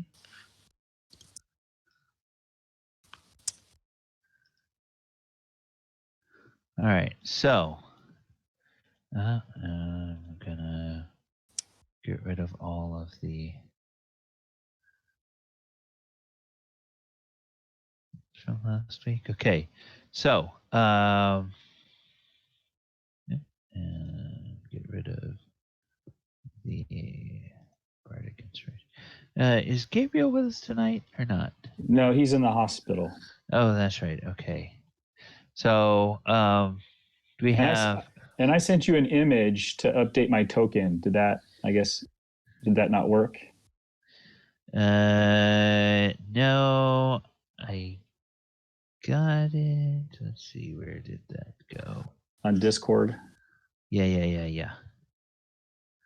On the DM console. Right. Yes. You don't have to do it now if it will take some time. I just wanted to. Yeah, I'll do it during the break. I'll update it during the break. Okay. So we have Dorzaphir, Finn, Abinadom, and then Hylan, right? Hylan is with us tonight. Yep. And am I missing anybody? We should have 5, right? We should have 5 tokens. I only see 3. Okay, so there's. That's gonna be Hylan. And all right. And then do we have Gorrim tonight or not? Is Gorrim with us tonight, or we just have 4? Oh, 1, 2, 3, 4. Okay, I'm guessing Gorham's here. Okay, all right. All right, there we go. So Gorrim. All right. So Wesley is Gorrim, correct? Yep. Okay, so Finn, Dorzaphir, Abinadom, Gorrim, and Hylan. All right. Well, we have a horse and a cart that we need to be aware of that we have with us. So, yes. Yeah, and the horse and the cart will fit through this gate. It's not terribly wide, it looks like. But I don't know if you want to just ride all the way up there first, or if you guys want to move up. So I suggest we get up close to that gate as quiet as we can. And if someone would stand next to me while I send Bandit in, I can go in and see if I can see anything beyond these doors a little bit better than what we can see right now. Okay. So now, everybody double check that you can move your tokens. If you can see them, did everybody get their map to the point that they can see everything now? Okay, good. All right. So go ahead and put yourselves up where you want to be before we send. Oh, and then did I have? I can't remember whether I made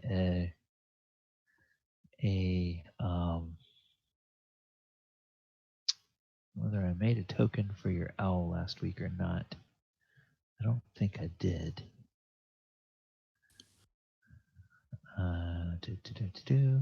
Okay. All right. I'll have to do one for that during the break as well. All right. So for now, let me just do. No. All right. Here we go. So I'm going to advanced set dimensions 35 by 35, and I'm going to call that bandit. Okay, and controlled by Abinadom, and everybody can see that. Okay. All right. So bandit, yep, you should be able to move bandit around. All right. So there you go.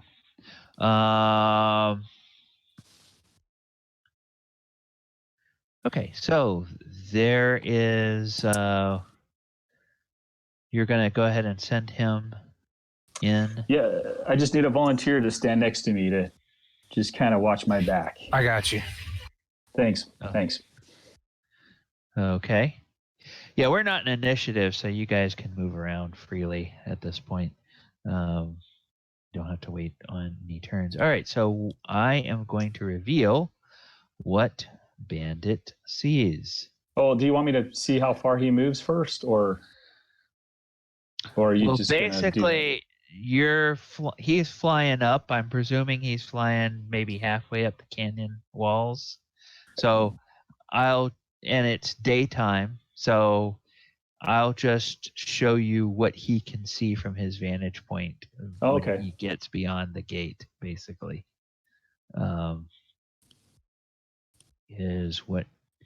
That's what you guys basically will need to know, is what can he see. He can basically see this, and he can see this. Okay. So, as he flies through the gate, he sees a ruined settlement. The rubble that once buried this settlement has been hauled away, leaving the outlines of stone buildings visible as collapsed walls. A stone well on the far side of the ruins is filled with rubble.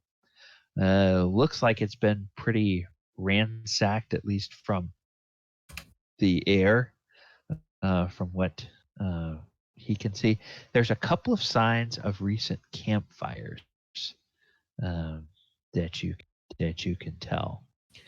Then a little bit to the east over here, you can see two figures, and they are in fact two dwarves that are there. It looks like they're kind of taking a bit of a rest, sitting down. They've got some water skins, or perhaps they're wine skins, and they appear to be talking.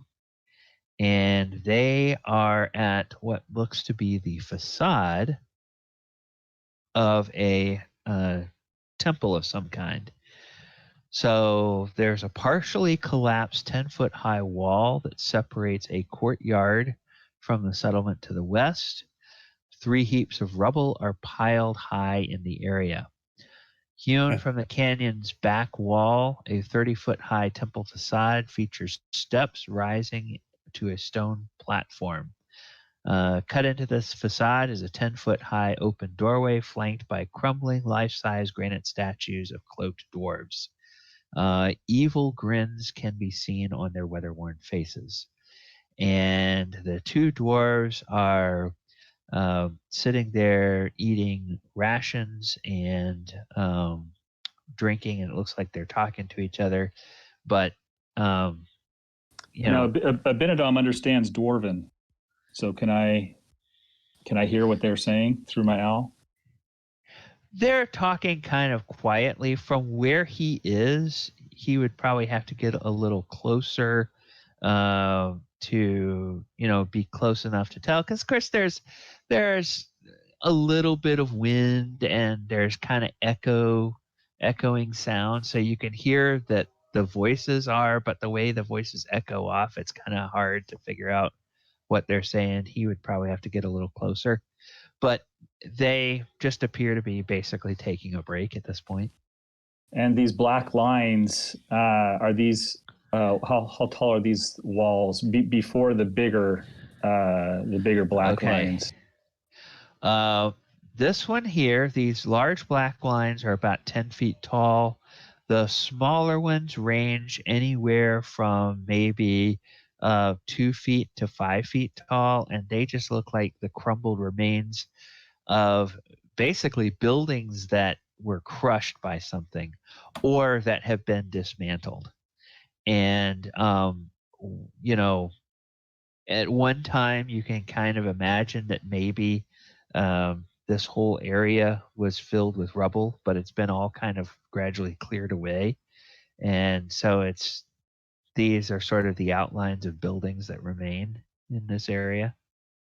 Of course, it's tough to tell what they might have been used for. Maybe they were dwellings, maybe they were storage, maybe, who knows what they were for.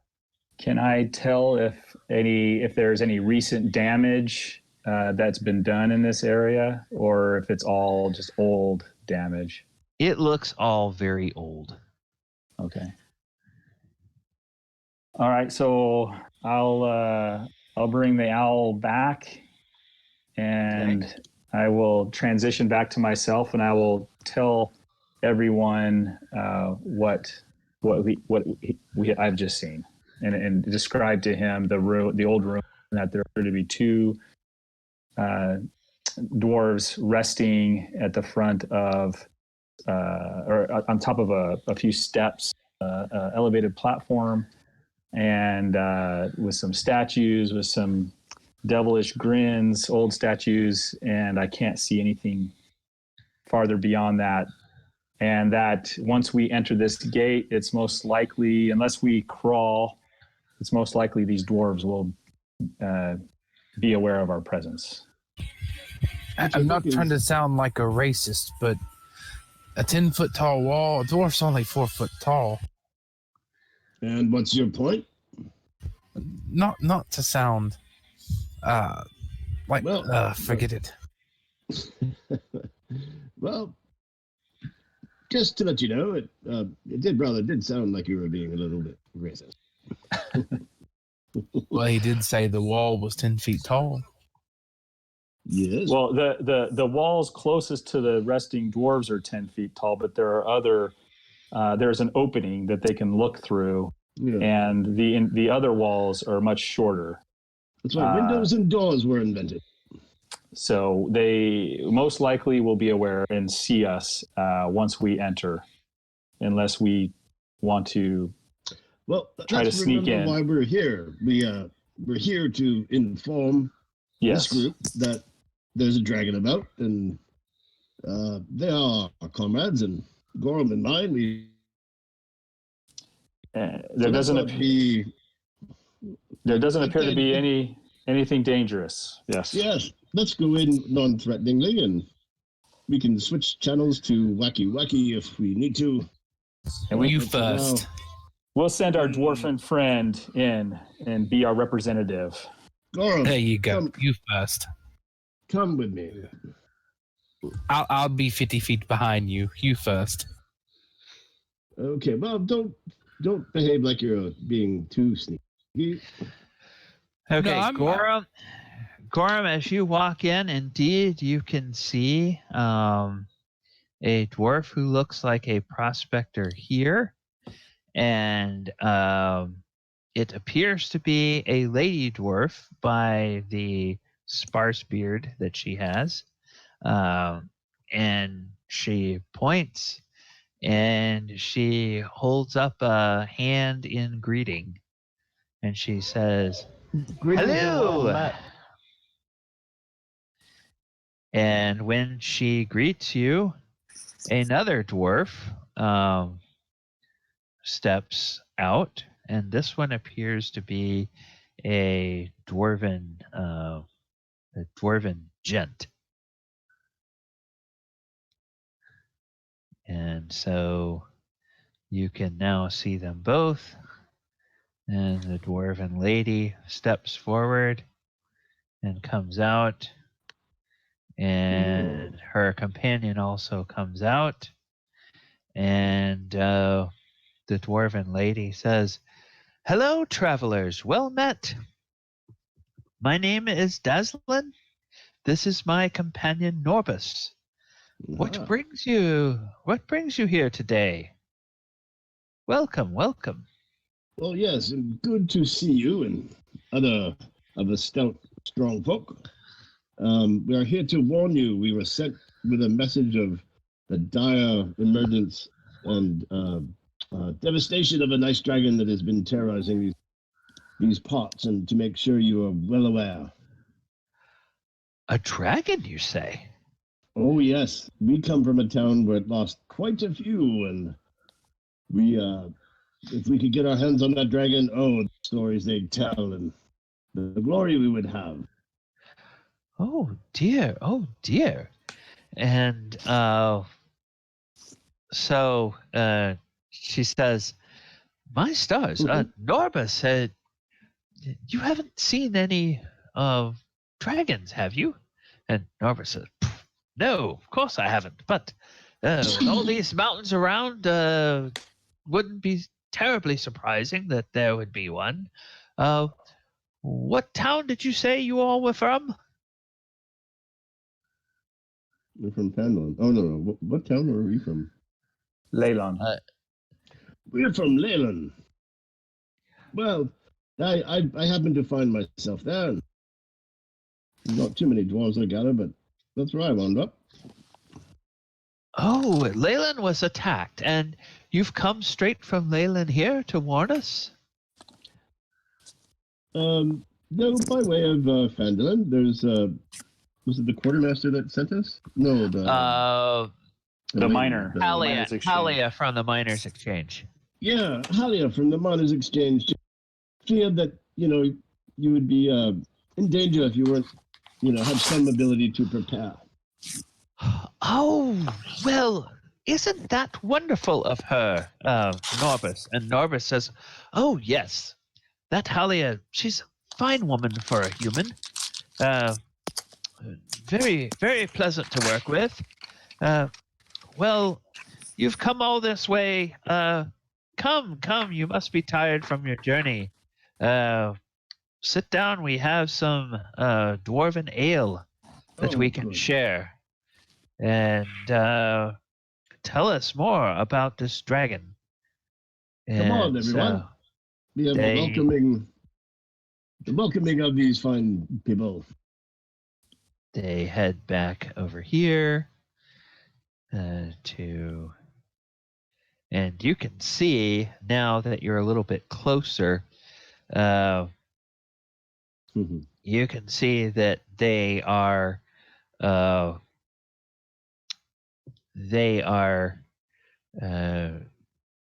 they've got packs and tents set up in this courtyard area. They've got some mining tools, and they have plenty of rations, 2 barrels full of dwarven ale. Each barrel looks like it holds about 20 gallons. and one of them has a tap in it. The other one, it looks like it is as yet untapped. And they have some mugs, so they start filling up mugs. And they say, well, you know, it's wonderful that you all came along when you did. We must discuss this issue of the dragon, but we have discovered some ancient magics that the dwarves who used to live here had, and apparently they were lost in the avalanche that destroyed this place. And we would be happy to give those to you if you can give us a little bit of help with some things we found inside. Well, that does sound very interesting. And one of them will pull out a stone. It is a flat stone that's maybe a 1/4 inch thick, and it's irregularly shaped, but about an inch in diameter. And it has a rune carved on it. And Norbus will hold that out, and Dazzlin will hold up another one that is its twin.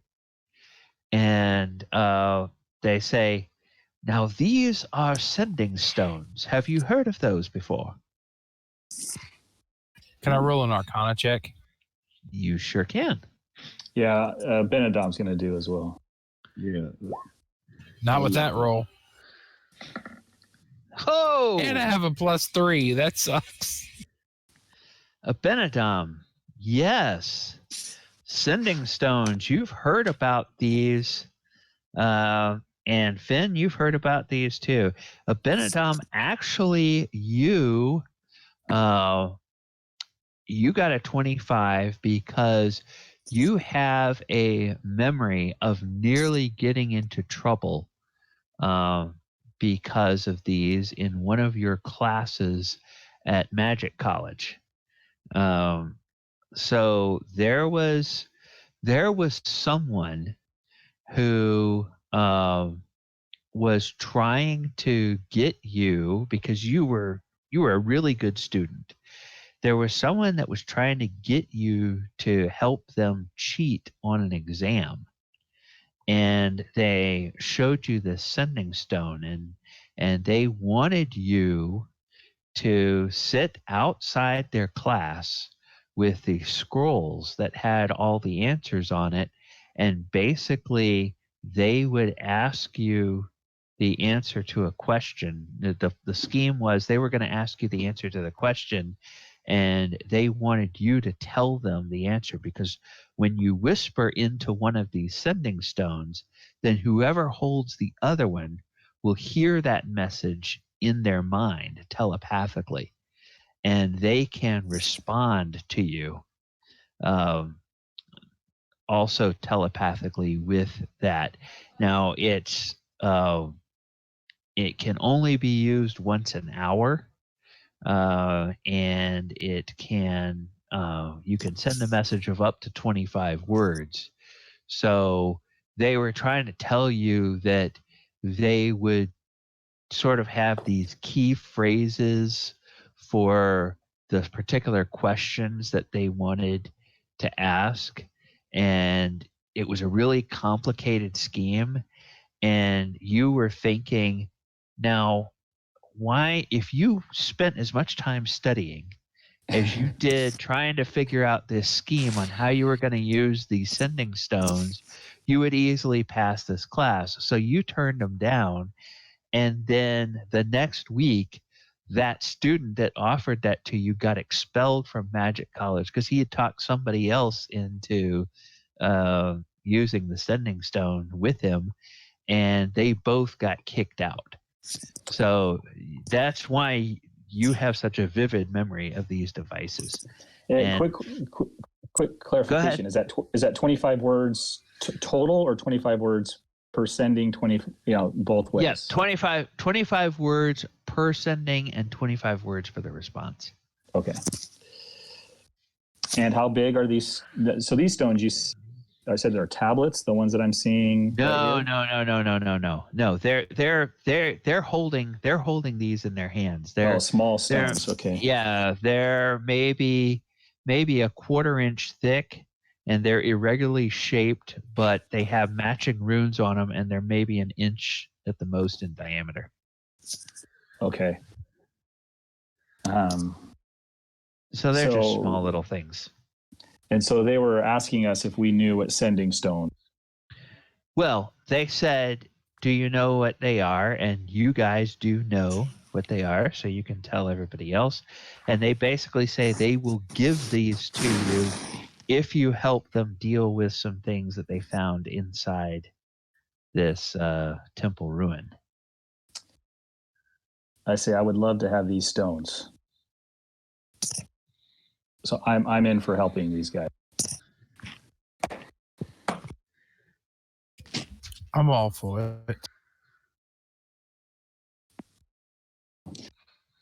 But Yes, we need. we will help.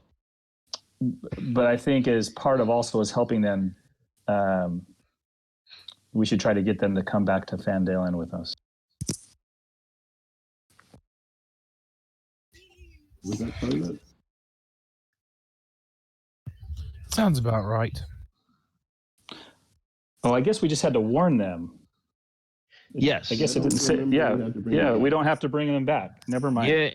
You don't have to bring them back. And in fact, looking at this temple, depending on how large this is, this entryway here is about 10 feet wide.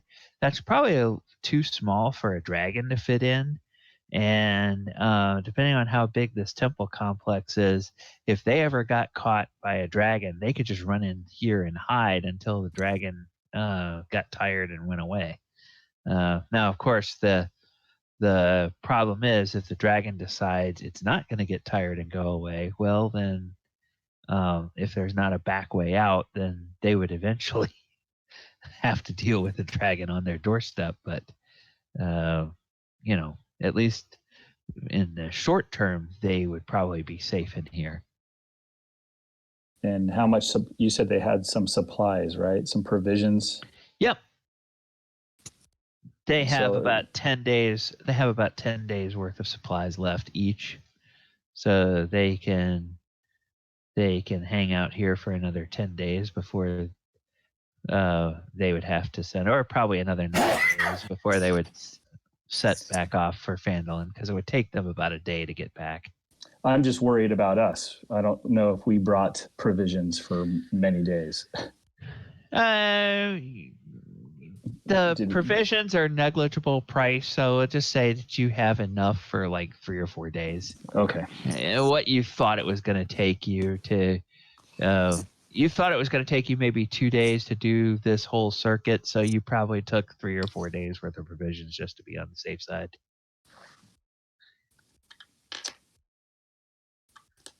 So I look to my companions and I say, let's do it. Let's see if they'll watch Allegra for us while we go in and see what's inside. Oh, certainly. We would be happy to watch your horse for you. That would be fine. Yes, we have found inside.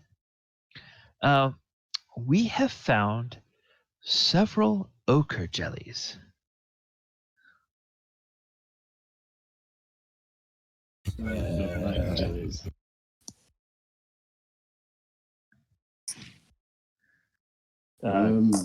Can I do a history check on what an ogre jelly is, or what would that be? Ochre jelly, yes. Ochre jelly. Yeah. Would that be a history check? Nature or Arcana? Yeah. Which would that be? Nature or Arcana. Probably nature if you wanted to know what it is. Probably Arcana if you wanted to know what you maybe have heard about it. Ooh, natural 20. Nice, Dorzaphir. Okay. So, my great. My +6 is not helping me very well. Okay, so Dorzaphir. Nature or Arcana? Hmm? I rolled Nature. Y'all rolled Arcana. Yeah, Yeah. I think we covered both ends. Both. Okay. Yes. So, with your nature check, you know that an ochre jelly is an ooze. It's a yellowish ooze that can slide under doors and through narrow cracks, and that it kills its prey by basically digesting them in acid that it secretes from its body. And with your Arcana check, Finn, what you know is that you cannot slash these things because slashing them will just turn one ochre jelly into two ochre jellies. And the absolute worst thing that you could ever do is use lightning on it, because lightning will actually heal it if it's been injured. And it's resistant to acid damage because basically it uses acid attacks. And then it if you hit it with piercing or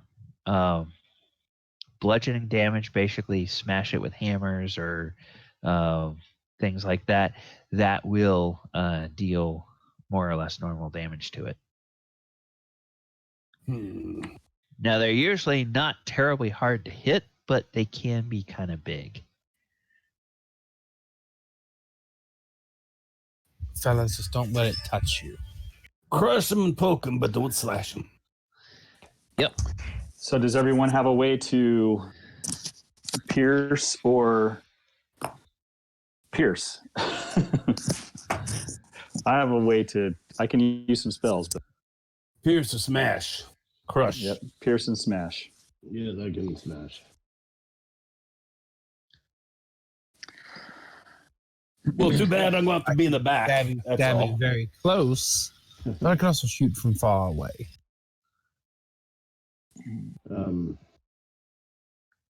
Well, let's get back to this ale and venture in the morning, yes?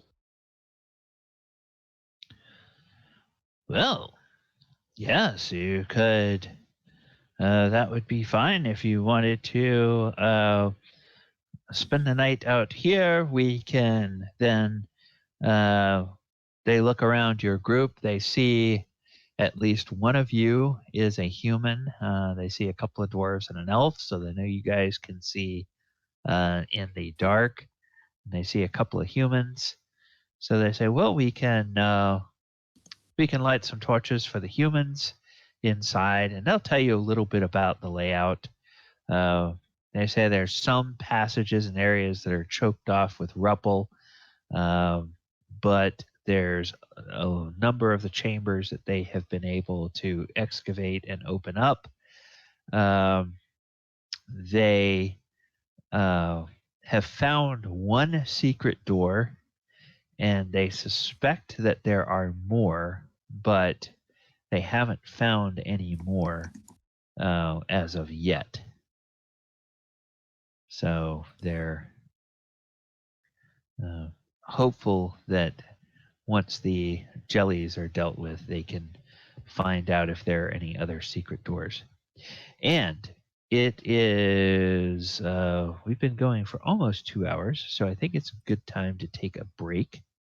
So I have 55 after.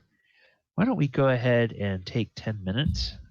Okay. We'll come back at 5 after, and we will figure out what you guys are going to do for watches and get on with the next part of the adventure. You know what's crazy? I didn't realize in D&D Beyond that I had to equip my armor. My armor class is actually 14, not 13. Ah, okay. All right. I'm going to throw on some music, and then I'm going to mute my microphone, and I'll be back in a few minutes. See you in a bit.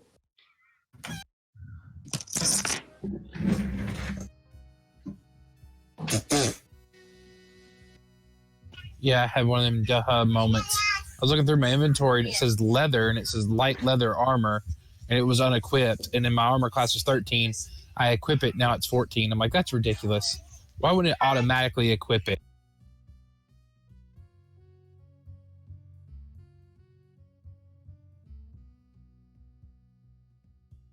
Be right back.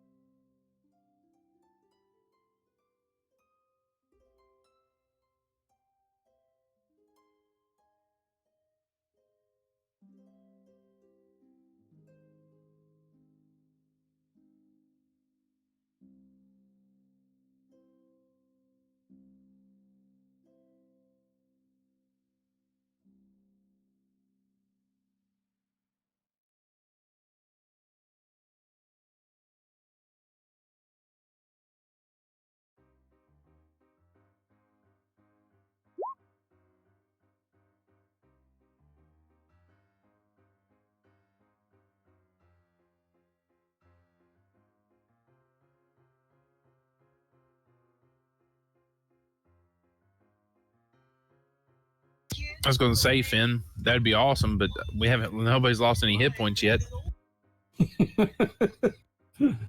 Yeah, I'm not even sure why we're resting, actually.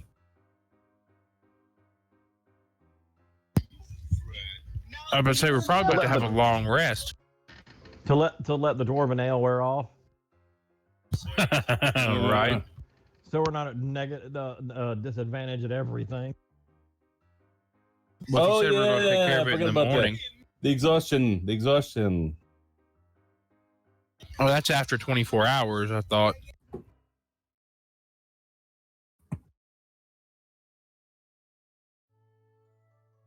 Well, I'll look it up. Hey, do you guys all have armor? Or, because I have no armor. Do you guys have armor? I got leather. Of course I have armor. I'm a dwarf.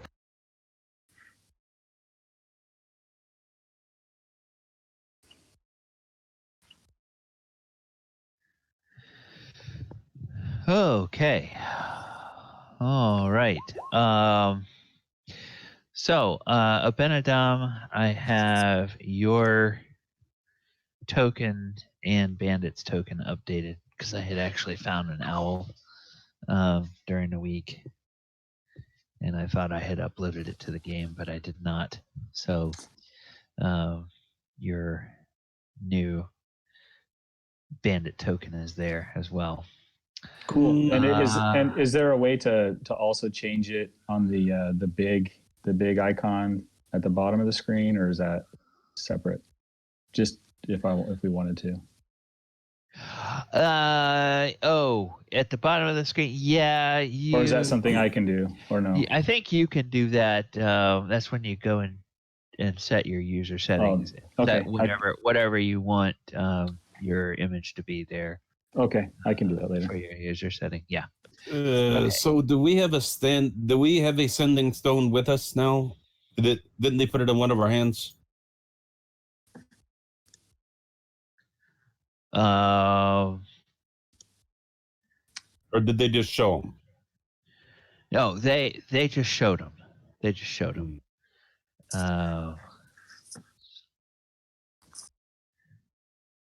And then Abinadom, just for my records, what is your armor class? Is it 12 or 13? 13. Okay. All right. Wonderful. Okay. let's see. Okay. Yeah, mine's 14. It's showing 13, but it's Okay. 14 because I forgot to equip my leather armor. Okay.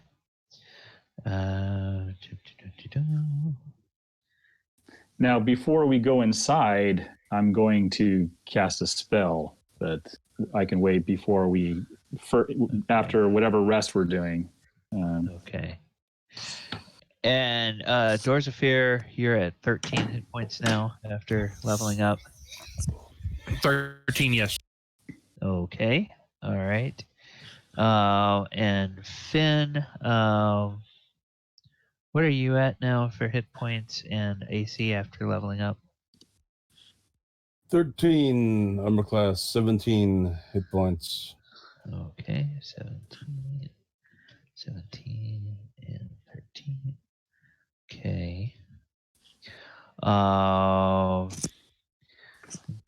Gorrim, you're at 13 hit points and 19 armor class. Is that correct? Correct. Okay.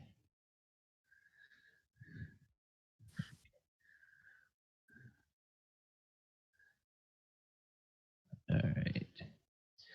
So I'm just gonna put everything in the same order that they default everything to.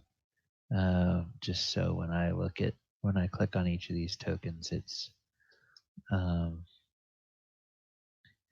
it's the, whoops, that's not right. That's not right.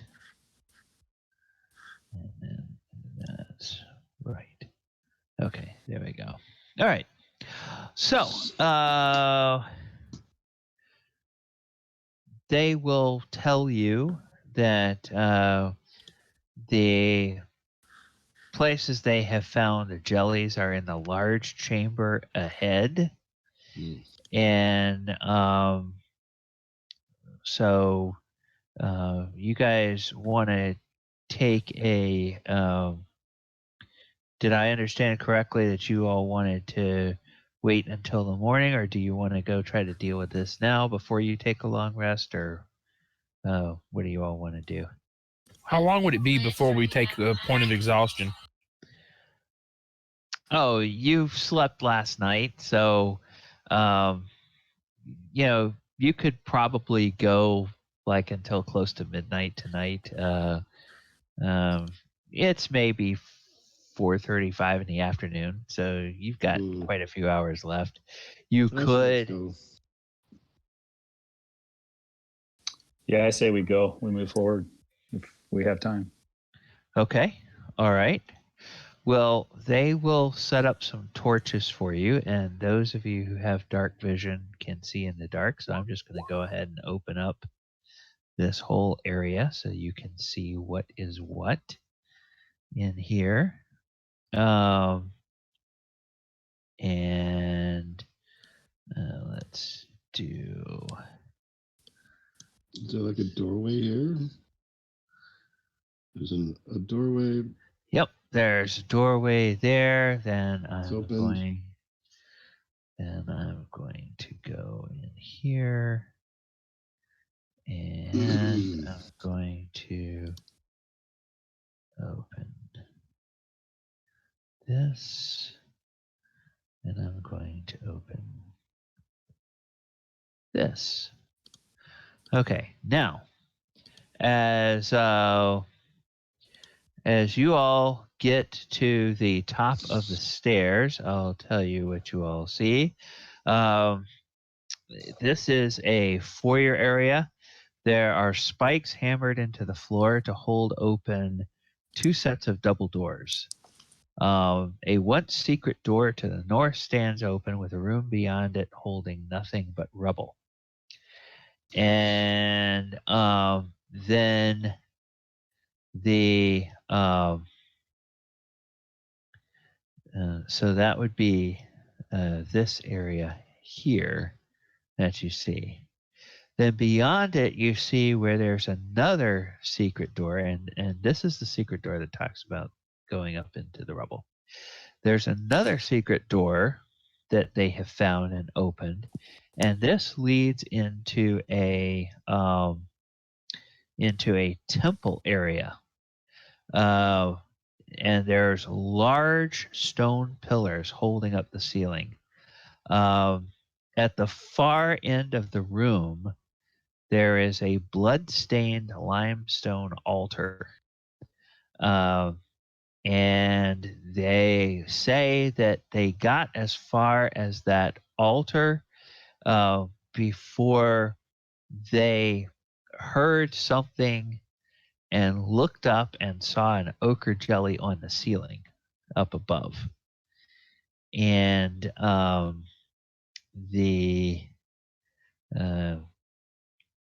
got scared and they ran away after that, and they haven't been back in since because they are a little scared of that.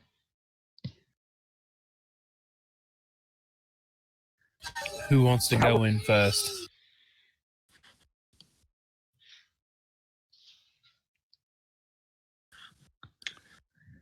Well, can we not see the ceiling from where we're at? Not from here. You'd have to get actually into the temple proper to probably look up and see the ceiling, because the ceiling of the temple rises up higher. The ceiling of this hallway here looks like it's about 20 feet tall, and then it opens up into a higher ceilinged area beyond. Well, can I? Are those pillars, right? Those are pillars in the middle. These are pillars, yes. Can I stealth in and see what I can see? You sure can try, yeah. Is it pitch black in there though? No, they've lit some torches. They have lit a torch here and here, and then they also have torches right on these back walls here and here.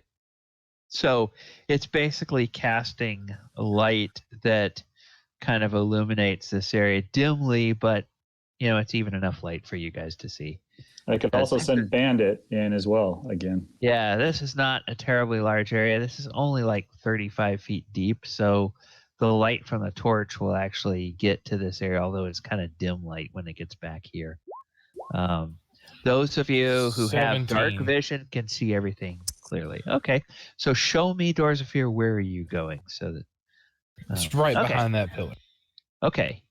You get there, and when you get to that vantage point and you start to look around, you indeed will see up on the ceiling here, just above this altar, you see a very large, like quivering ooze-like thing there.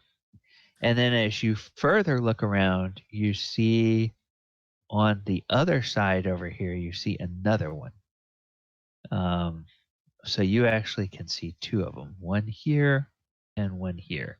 And this one here appears to be about 30 feet up, clinging to the wall. And you can now see that the ceiling of this place is about 50 feet tall. The ceiling of this chamber. Okie dokie. And then again, like you say, this altar is probably the most interesting thing, and it looks like maybe it's stained with blood. Another interesting thing that you can see from that vantage point is it looks like there's a piece of this pillar that's missing, that has crumbled away, but it's kind of strange how that, almost like a piece of it was bitten out. Do I need to roll again to get out back to the guys, or just what? You can if you want to try to. Gotta love being a rogue. Yep. The both getting in here and when you go out, there's no hint that these things have seen that you were there at all, or detected that you were there. Guys, there are two of them, both on the ceiling. The ceiling's about 50 feet tall, You got one at about 12 o'clock, and we have one at about 3 o'clock. So one straight as you go in, look straight up, be quiet, and you'll see one on the ceiling. Look to your right, you'll see one on the wall. About 30 feet up. Does anyone can make illusions? I can make a minor illusion, and I can possibly put one of them to sleep while we deal with the other one. It's a sundial goal. Let's we should try to lure it down to the ground, prevent it from falling and dropping on one of us. What'd you say that thing was?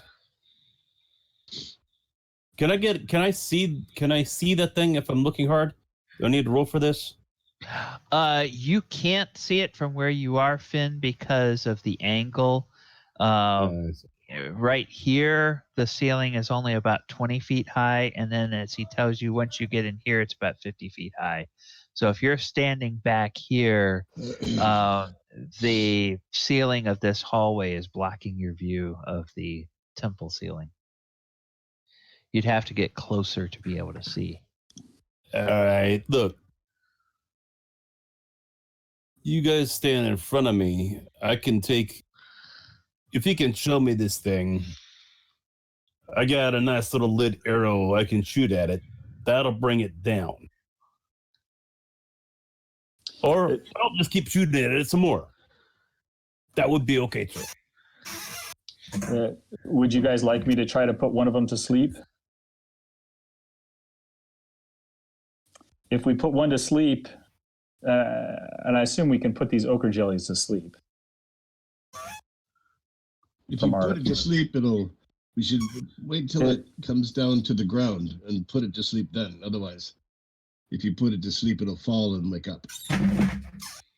I guess that's true. Does jelly sleep?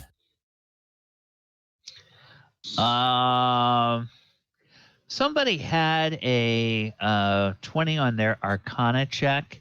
That's me. And That's me. you had not heard that these things were immune to sleep. You know that they cannot be charmed or frightened, for instance, but you've never heard that they couldn't be, like put to sleep. So I can do a minor illusion. If you want, I could make a sound somewhere that might lure one of these slime balls down to investigate. Like just some kind of like a pig wandered in or some kind of mammal. Okay. Yeah, I'm gonna have to move a little closer. Yeah, so figure out where your... Which one would you guys like me to do first? Probably that one, right? Let's see.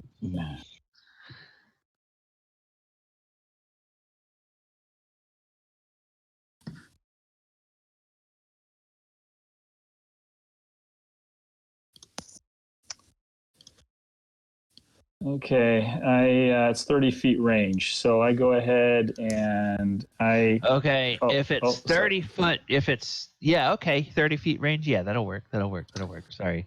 Yeah, so right here, 30 feet, I make the sound of a tasty morsel for this slime creature.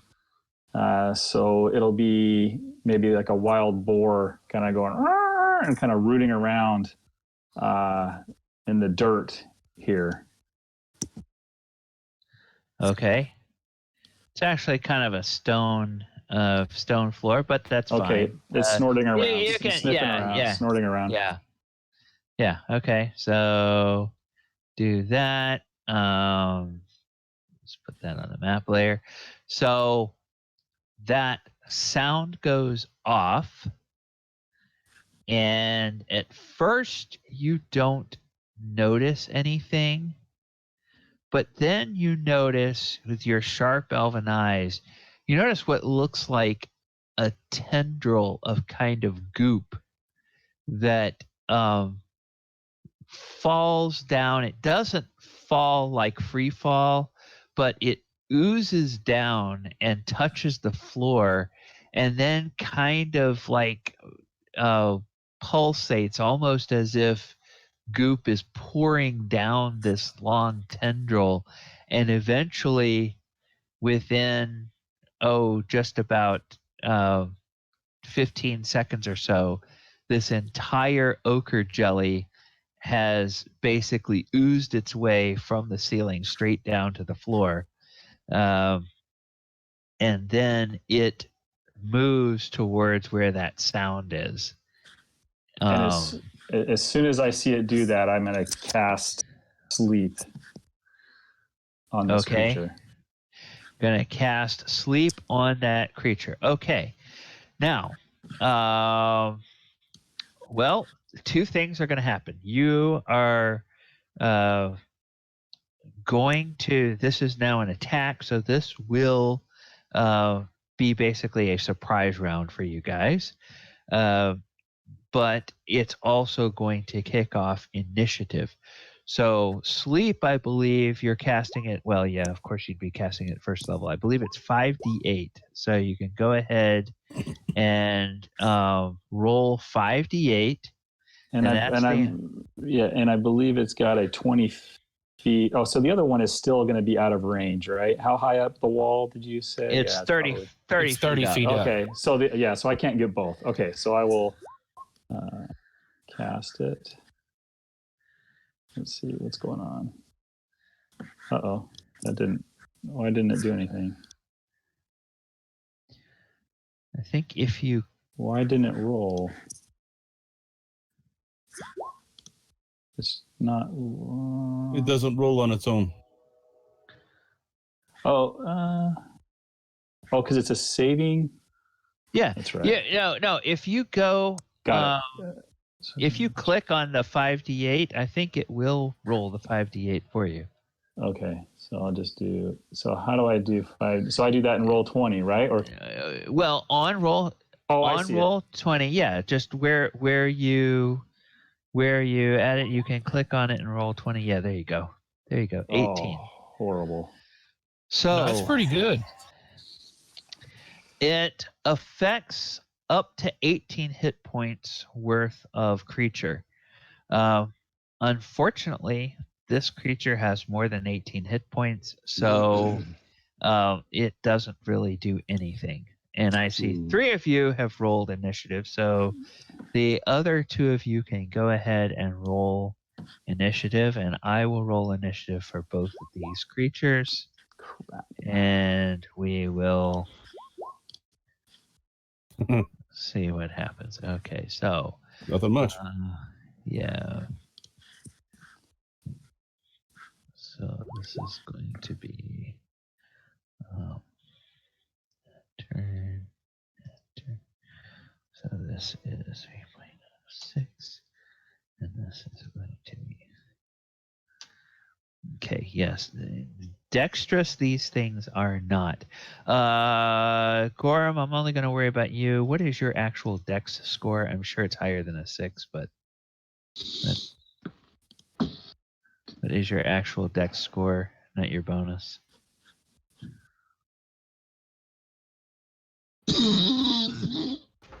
Gorrim? 13? Okay. Okay. All right, so I have Dorzaphir, Hylan, Finn, Gorrim. Who am I missing from? Abinadom screwed up. I thought I had selected it, had the right thing selected, but I rolled 18. Okay. Okay, there you go. Okay, so 18, add turn, and that's gonna be 18. Do we have any other? Oh yeah. I've got Abinadom, Abinadom, what's your actual dex score? Dex is plus 17. Yeah, way 17. higher. And okay. No, I've got an 8. Okay. All right. Excellent. So we'll go ahead and put it in descending order. And Dorzaphir. Well, now these things appear to be alert. In fact, this one, it doesn't have a head, but it's almost like you can sense that its energy is like now focused towards the doorway.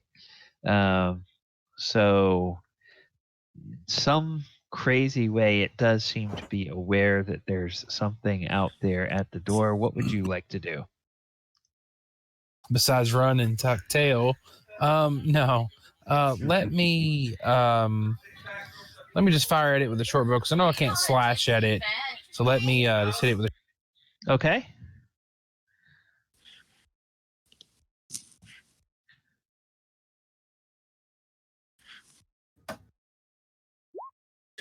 Ooh, natural 20. Nice. Oh, Nice. nice. Okay. Now, for simplicity's sake, we'll go ahead and use the normal rules for crits, which is basically, and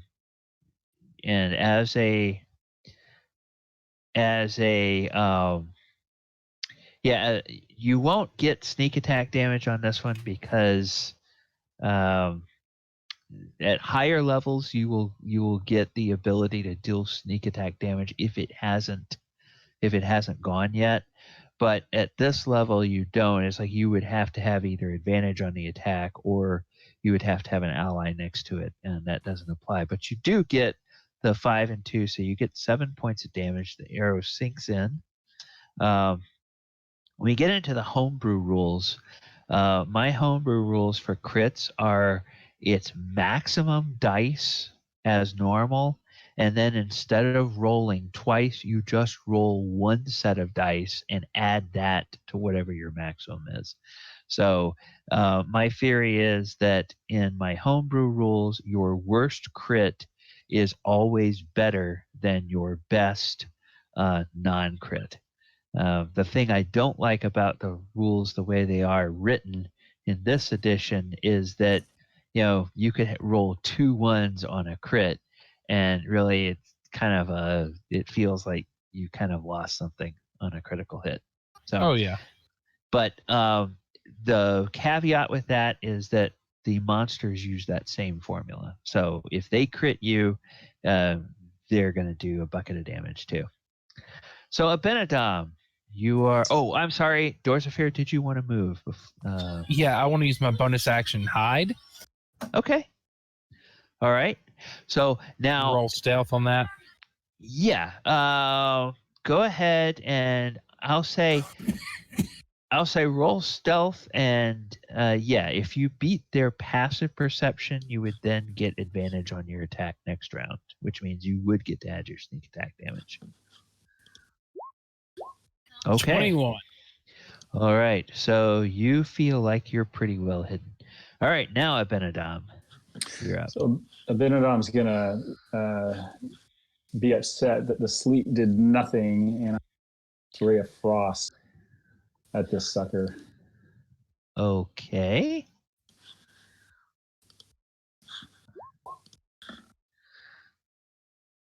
All right. A 15 will hit. And you're shooting at the same one? Yes. Okay. It definitely takes it, and you reduce its speed by 10 feet. Which is probably the 10-foot. It can only move 10 feet, right? I think.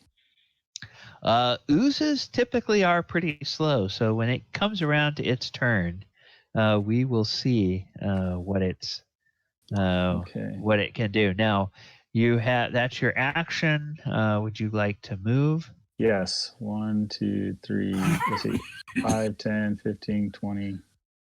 Yeah, I'm just going to move back here. Okay. All right. And in this edition, you can move through your allies' space with no penalty, but you just can't stop on the same square as an ally. So that's for other people to know that if you're moving, you can just walk through Abinadom or Finn's space, but you just can't stop there as long as they are there. All right. Hylan, you are up. Okay, I'm gonna go up ahead here, Okay. and this one here, I'm going to from a distance. Did that come through? Yeah, it needs to make a dex save, so Sacred Flame. Now, these things are not terribly dexterous. Only 3 radiant. Yeah, so it needs to beat a DC 12. Oh my goodness.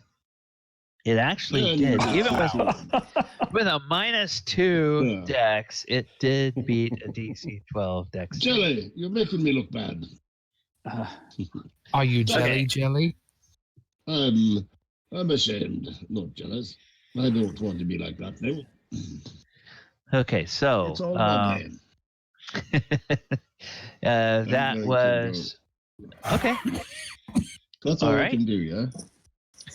Yeah, that was an action. The only other thing is if you have a minor action that you could do or want to do. I'll tuck into this corner. Okay. Finn, you are up. Where can I start seeing them? Here now? Oh, well, now it's on the ground. So, yes, you can see it because this area is lit up with torches. So you can see this one on the ground. Yeah. You couldn't see it before because it was on the ceiling, but now it's come down to the ground so you can see it. Oh, I see. Yeah. Okay, then I got this little flaming arrow I'm playing with.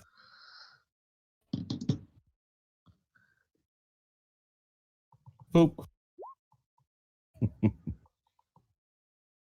Okay. All right. That will hit. And it deals more damage, and it seems to not like that. Are you going to move or just hang out there? Inspire Gorrim. Inspire Gorrim. Okay. Get him, bam, bam. So Gorrim, we were using this little symbol last week. So when you have that little leaf on you, that means that you have bardic inspiration. So for the next 10 minutes, you get to add a d6 to one of your attack rolls. Is it or ability check, or is it saving throw as well? Is it any d20 roll that you get to? It's not quite any d20 roll. It is, I believe it has 2 hit. I'm not sure about the damage. It won't open there. Yeah, it won't do damage. Okay. Ability check, attack roll, or saving throw. So yes. All right. So one time in the next 10 minutes you can do that, Gorrim. And if Finn is not moving, that means Gorrim, you are up.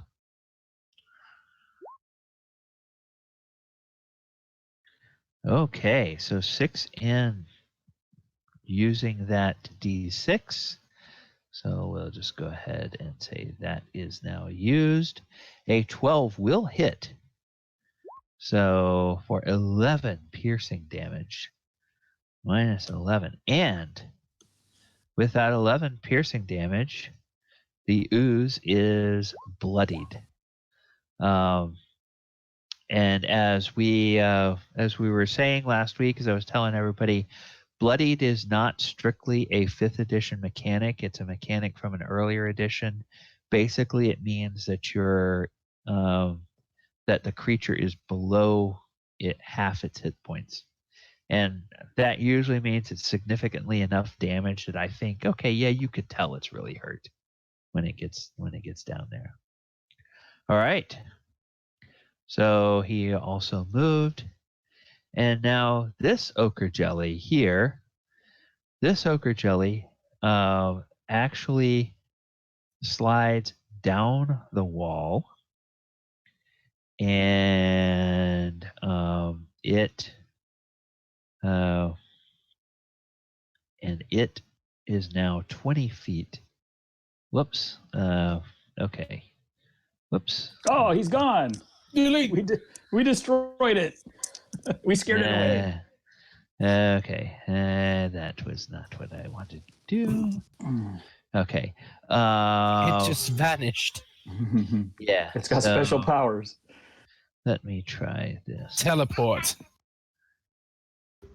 Invisibility. Ooh, that would suck. Okay. All right. So now this has slid down the wall. It was 30 feet up. It's now 20 feet up, moving towards the floor. And yes, it looks like it moved 10 feet. And no, this one is not bloodied. All right. So it's now 10 feet closer to the floor. And then this particular one here is, oh, whoops, because I screwed up. I need to give this guy a turn again. It's 6.06. Whoops. Okay. This guy is suffering the effects of the Ray of Frost. Ray of Frost. So he actually cannot move. He's effectively frozen in place. And now, Dorzaphir, we are back up to you again. The first time I roll high in initiative. Okay. I'm going to move 5, 10, 15 feet right here Okay. to hit this. Then I'm going to hit the slowed one again with my short bow. Okay.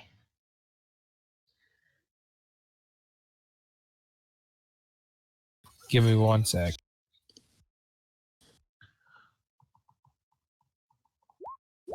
Ah, there we go. All right. Okay. So, yes. All right. I'm going to give it to you this time. Yeah, the rule on technically the rule on sneak attack is that at the end of your turn, you want to hide in the spot that you're going to be to take your attack from next time. Because if you move, you basically reveal where you are. So I didn't make that clear last time. Could I have been behind this door or this door when I moved and did that, or would that have been all right? You could have been, yes. So yeah, we'll say now that you've taken your shot, if you want to move and hide behind one of those doors, you can go ahead and do that as your movement for this round. Okay. So, yeah, so go ahead and move and take your hide action if you want to, and you just have to beat their passive, which is pretty low. So that's 17. Yeah, basically you disappear from them. And there are other targets that look equally delicious to them, so they are not necessarily worried about that. Abinadom, you are up.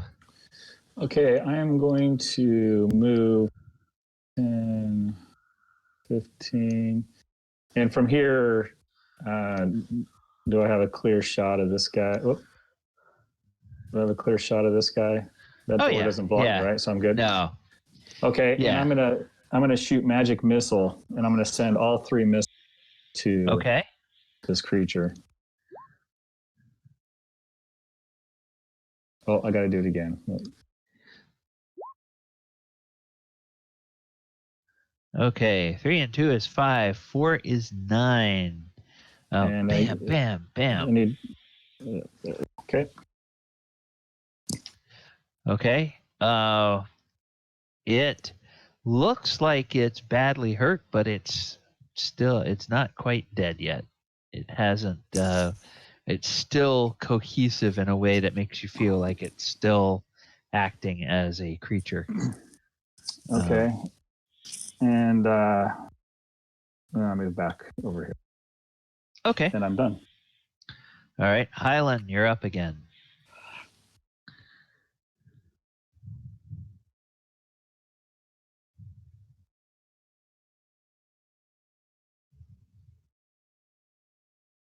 Is Hylan Wesley? Because I heard someone drop off.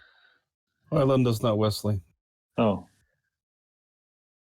There's only Yeah. Okay. There's only Barnowl. Oh, Barnowl. We must have lost Barnowl. Okay. He shows him he's online. Well, he's on. He's on Roll20, but he's not in. He's not in Discord. Let me just. Yeah. Okay. So I'm going to message him. Okay. All right. Let's do your turn. Back. Oh, someone's back. Okay. Sorry. There you are. Okay. It's Hi. your turn. It's your turn. Good time to come back. Barnowl. Okie doke. Let's see here. 15, 20. They're both up, but this one looks really bad off. I want to go up and whack it, Okay. but I won't. It's too jelly-like. I don't like jelly. Too gushy. I'm gonna sacred flame it. Okay. Do the sacred flame. Okay. You'll have to get out to where you can see it before you do that. Oh yeah. Yeah. Yeah. Okay. All right. So, DC 12 it has to make. Let's see if it can do that twice in a row. Oh no, it didn't. So, tell us what your sacred flame looks like as it kills this creature. Oh, Nice. nice. Well, I'm glad I didn't get too close. It just splatters this altar, these posts. There's like perfect shapes of the profiles of the pillars. It's just a mess. Okay. It stinks quite badly. It's just rather very gross. Okay. All right. Well, it dies horribly, and now Hylan moves back out of the way.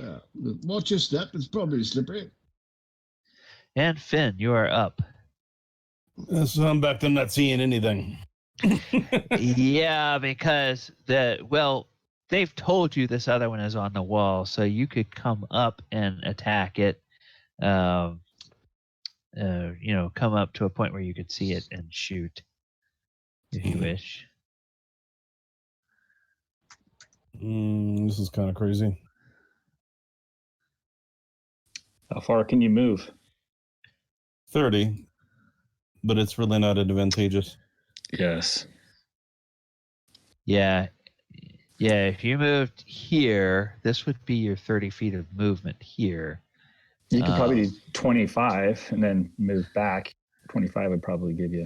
Oh, yeah, there's that. I didn't even think of that one. Yeah, there you go. Yeah, now you have a clear shot at it. That post isn't blocking your way. Oh, there you are. Yes. Poink. Okay, yep, that's a hit for 6. Okay, and then back 5 feet. All right, and Gorrim. Gorrim went way back there. Okay, so I'm not sure if he can.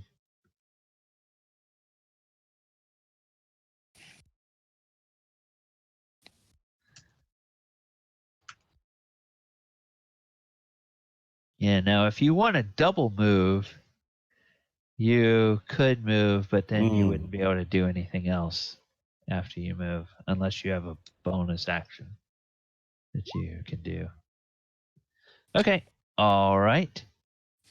And then this ochre jelly slides a little bit further down the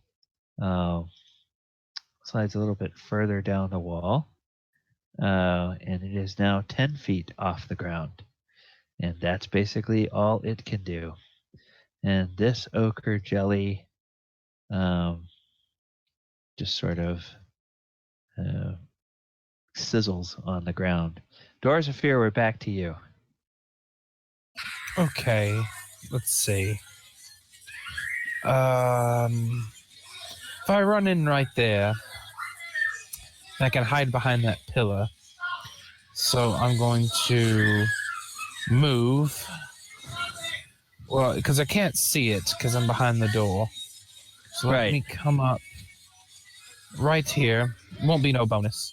Let me just hit it with the short bow, and then I'll hide behind the pillar. Okay.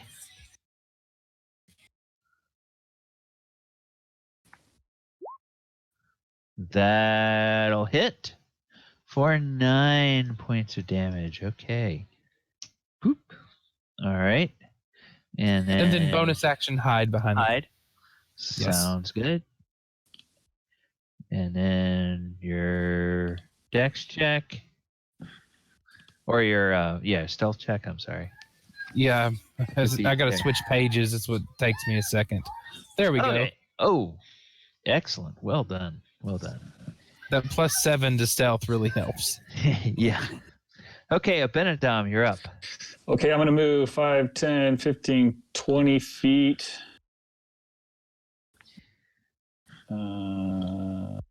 There. I should get a clear shot, and I'm shooting Ray of Frost again. Okay. Ooh, 7 points of damage.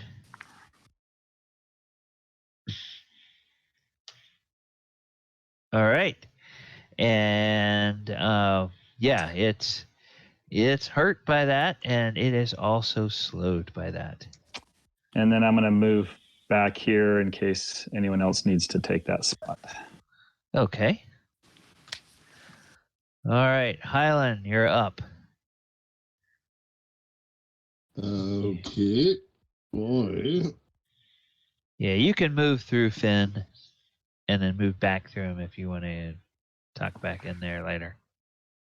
Okay. So I go here, just do a quick. Don't want to get splattered. That's probably the better voice.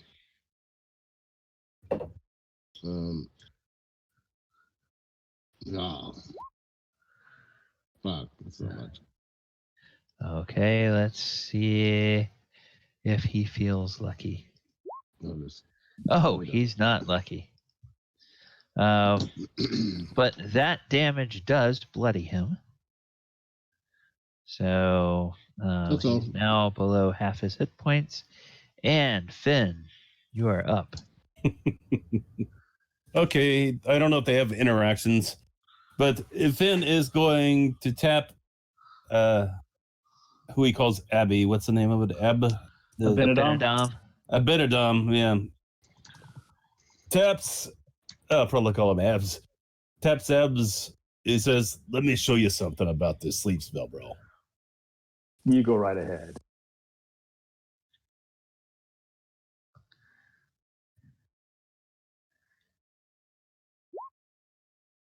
Oh, okay.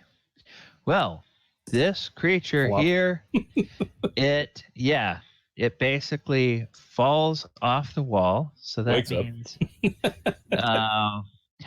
no, I'm going to say it's on the wall. It just kind of sort of oozes down the wall, so it doesn't take any damage, but it is effectively asleep. But as soon as we attack this sucker, he's going to wake back up. Ben? That's not the point. The point is he doesn't have that many hit points anymore. If you put it on a weakened opponent, it works. It does. All you got to do is keep Ray in it, and we're using it for target practice. Yep. So it that was a move, and actually, you're going to stay there. You're going to move more, Finn. No, he's just being very casual at this point. And he's not frozen. And he's asleep. That's right. Well, actually, you'll get out of their way because when he said target practice. Yeah. Gorrim, you are up. Your bard has told you that this thing is now asleep. Also, you know that it still has kind of a little frosty rime on it from the elf wizard. So your observations from the other one is that when it's frosted that way, it can't move.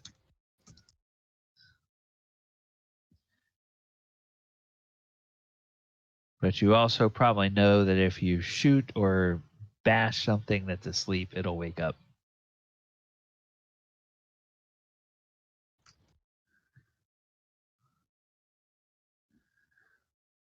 So Gorrim, any?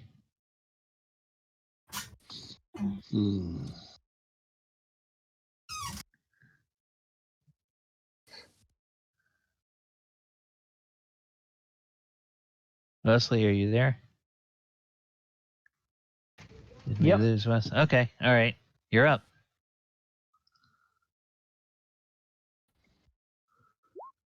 Oh, let's see. Dealing the killing blow, would that count as a heroic act? Yeah, it probably would. Aha! I feel stronger. Except Wesley doesn't.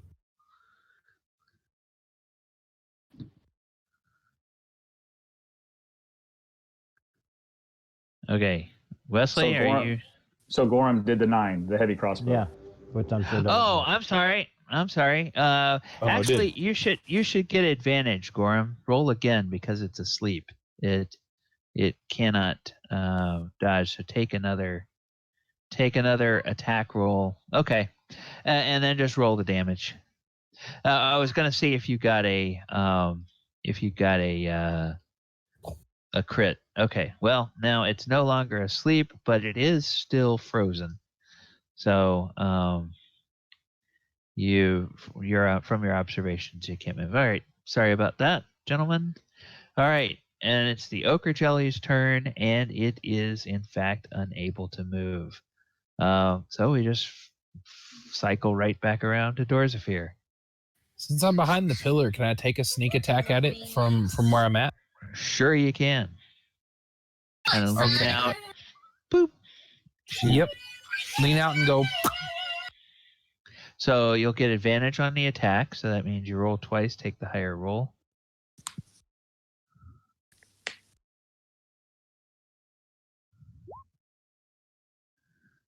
Okay, so that's a 24, and you do 12 points of damage. Yeah, 12 points of damage. And tell me, Dorzaphir, how does your arrow kill this creature? Oh, goodness. Good question. It's not like it has a head or any way to... I guess I just shoot for the biggest part of it, just right down the middle. Okay, and as you shoot into it, it just kind of quivers a little bit, and it starts to discorporate and ooze out. And what you can see is where these things ooze along the floor, it does seem to, like, the acid in the creature's body does seem to kind of act almost like a cleaning agent on the floor, and the floor sparkles a little bit more. And then very slowly it seems to kind of seep away and begin to gradually just discorporate. And both of these creatures now lay there dead. So that's what happens when my soul goes bad. Pretty much. Look, fellas, I cleaned the floor.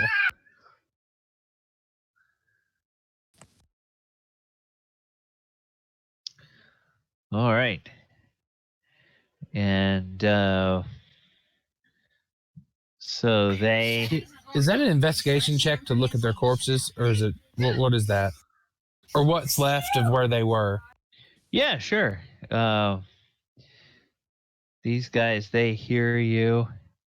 They say, "Oh, this is wonderful." Nat 20. All right. What a roll tonight, fellas. What a roll. Okay, Dorzaphir. As you get up to these creatures and you start looking at them, you don't notice you don't see anything in the bodies of the creatures because they are kind of mainly made of acid. But your attention as you wander around this area, your attention is drawn, I'm going to say, because it's not that far away, to something right over here on the side of this pillar. And while he's doing that, Abinadom's going to cast Detect Magic while he's in this area. Okay. And in fact, as you get over there, you notice, Dorzaphir, there's a little, looks like a little section of that pillar. It's almost like a secret panel or something on there.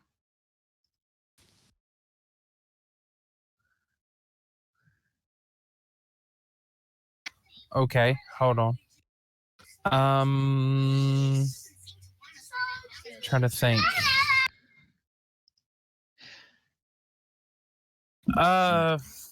Okay, while you're doing that, let me check with Abinadom. Abinadom, you do Detect Magic, and there is nothing in the area of that. Nothing in the area of that altar that detects as magic. However, I think it's a range, right? It's like 30 feet. It's 30 feet in front of me. 30 feet of me. So 30 feet range. So as you're looking around, you notice when both Norbus and Dazzlin get close, you notice there's a tiny little magic glow on each of them that corresponds to that little those little stones of sending. So apparently those really are magical. Okay.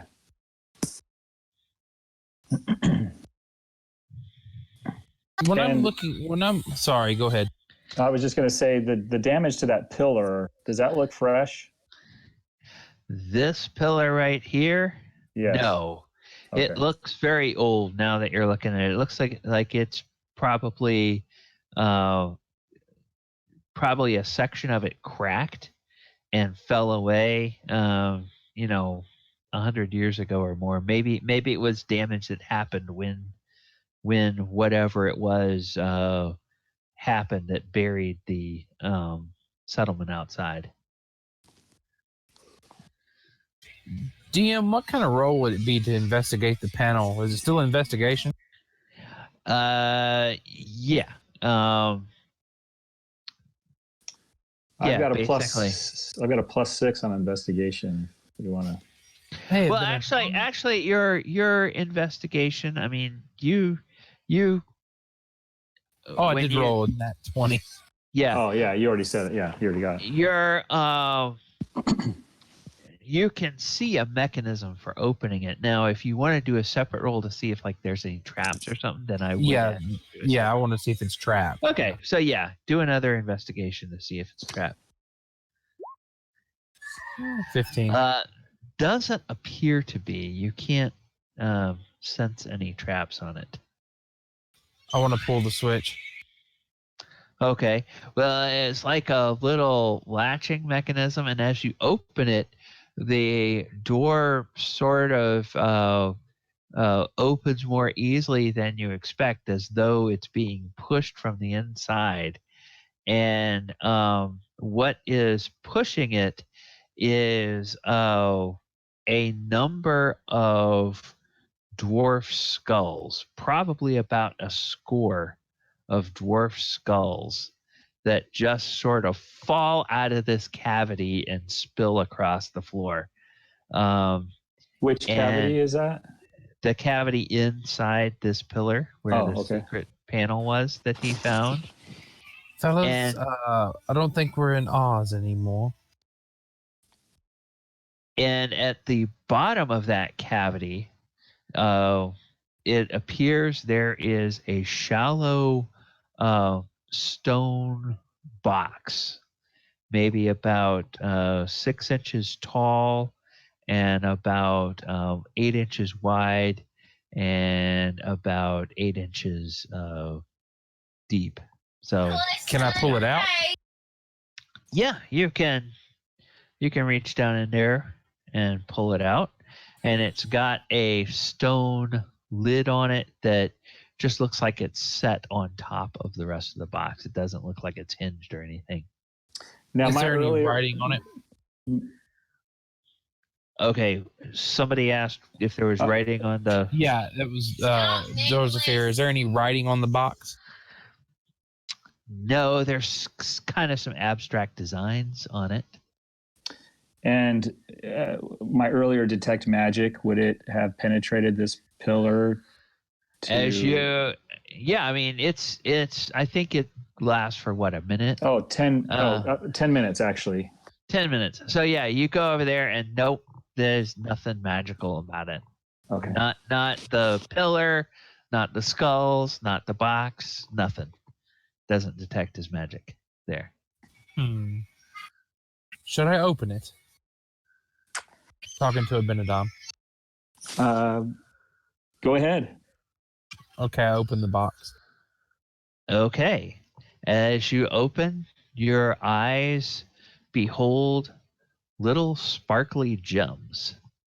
They're small gems. They look like maybe they're probably semi-precious stones, but they're colored as though, like there's some yellowish stones and some reddish stones. Nothing, it's not, you're not dealing with like topaz or, there's no topaz or emeralds or sapphires or anything like that, but there's colored little semi-precious stones. And there's about 15 of them in here. And like I said, they're rather small. I have a feeling these things are going to come in handy later somewhere. Yeah, that's interesting. Why would these stones be hidden away? Well, not only that, they're not like what I consider valuable. Can I do an investigation check on the stones? See if they reveal anything. Is that pretty much all? It's pretty much all you can tell. I'm just going to hold on to them. Okay. It looks like we're pretty close to time, but before we leave, I want to give the others a chance to see if there's anything that they wanted to do. Hylan or Gorrim or Finn, was there anything that you wanted to do with this particular investigation here, or do we want to pick up with you guys next week? Okay, Finn, go ahead. Well, I'd want to look at the skulls, and I guess, are they like dry? Are they fresh? Are is there flesh on them? They're hundreds of years old. There may be, most of them appear to be just bone, but there might be a couple of them that have like little patches of desiccated skin on them. But they're clearly. I could do maybe like some kind of medicine check to see if I can tell how they were killed. Were they like decapitated? Is there any markings on the skulls? Were they sacrificed? Were they sacrificed? Go ahead and do a medicine check. And anybody who wants to can do that. Oh, I cheers. Oh, jeez. These are fingers. Wow, natural one. Oh, my gosh. Oh, it's my grandpuppy. Oh, my goodness. Come on, we must find out. Oh, we had 2 natural ones. Don't you guys know anything? Okay. Yeah, Finn and Dorzaphir.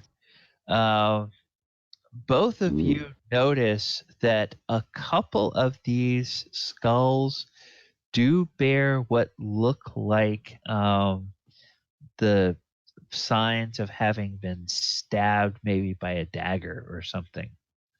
So it's hard to tell with most of them, but a couple of them, there are some clear wound marks on it. And if you show it to the rest, then as soon as it's pointed out, you can see that. And Hylan, I'm going to give to you, since you're a dwarf and a cleric, that you have heard that this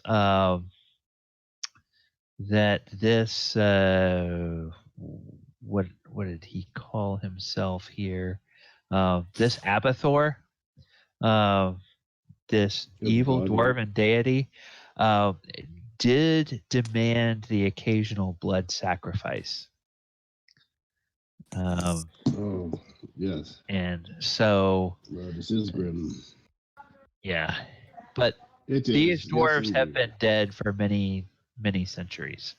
Yes, we're looking at the sacrifices of the cult as it was probably in its prime.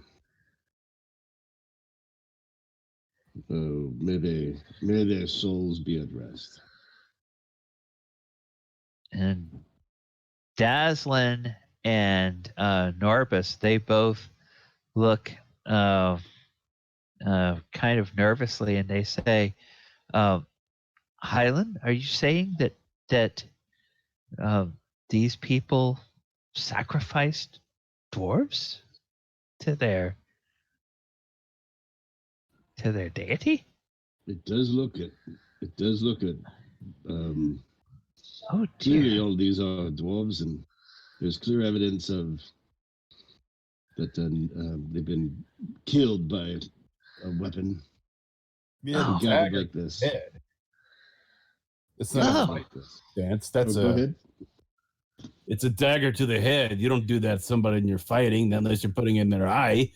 You do that to somebody when they're laying there and you're trying to make a big display of it.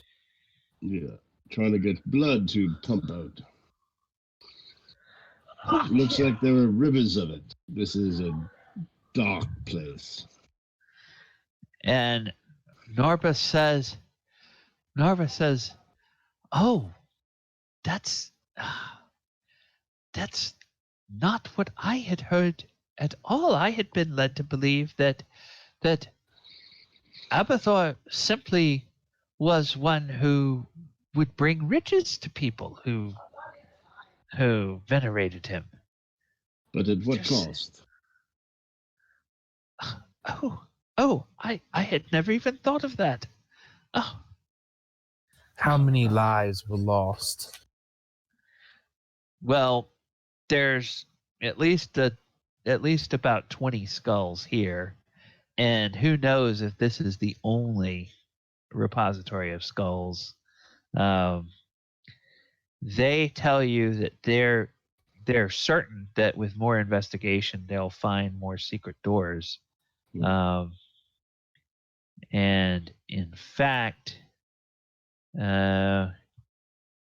okay, one last thing we'll do. If everybody wants to roll advantage on an investigation check, we'll see if anybody can find some secret doors. Okay. Oh, natural 20. Here they are. Okay. Yeah. That was a sucky roll that time. Okay, Finn. As you start poking around. And Abinadom got a natural 20 as well. Yep. Saw that as you start poking around, Finn. You notice over here that it looks like. Whoops. Okay. All right.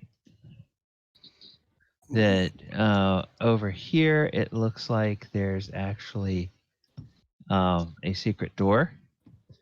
And then Abinadom, you notice that over here, it looks like there's actually another secret door that you can see right here. And we're going to move. Goodness. What in the world is going on with that stupid thing? Okay. There.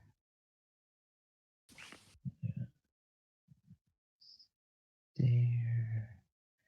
And go to map layer. There we go. All right. So you guys have found 2 secret doors. And there may be more, but they'll have to wait until next week.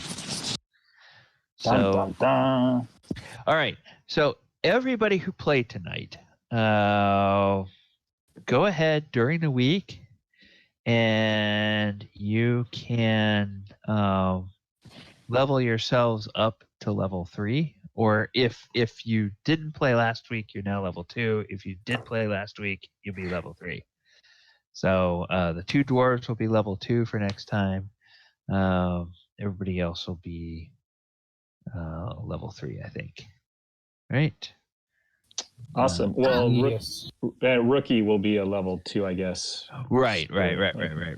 Yeah. So, all right. So everybody will be at least level 2 by next week. So good job, guys. And then we will see if there's anything else left here to find when we pick up next time.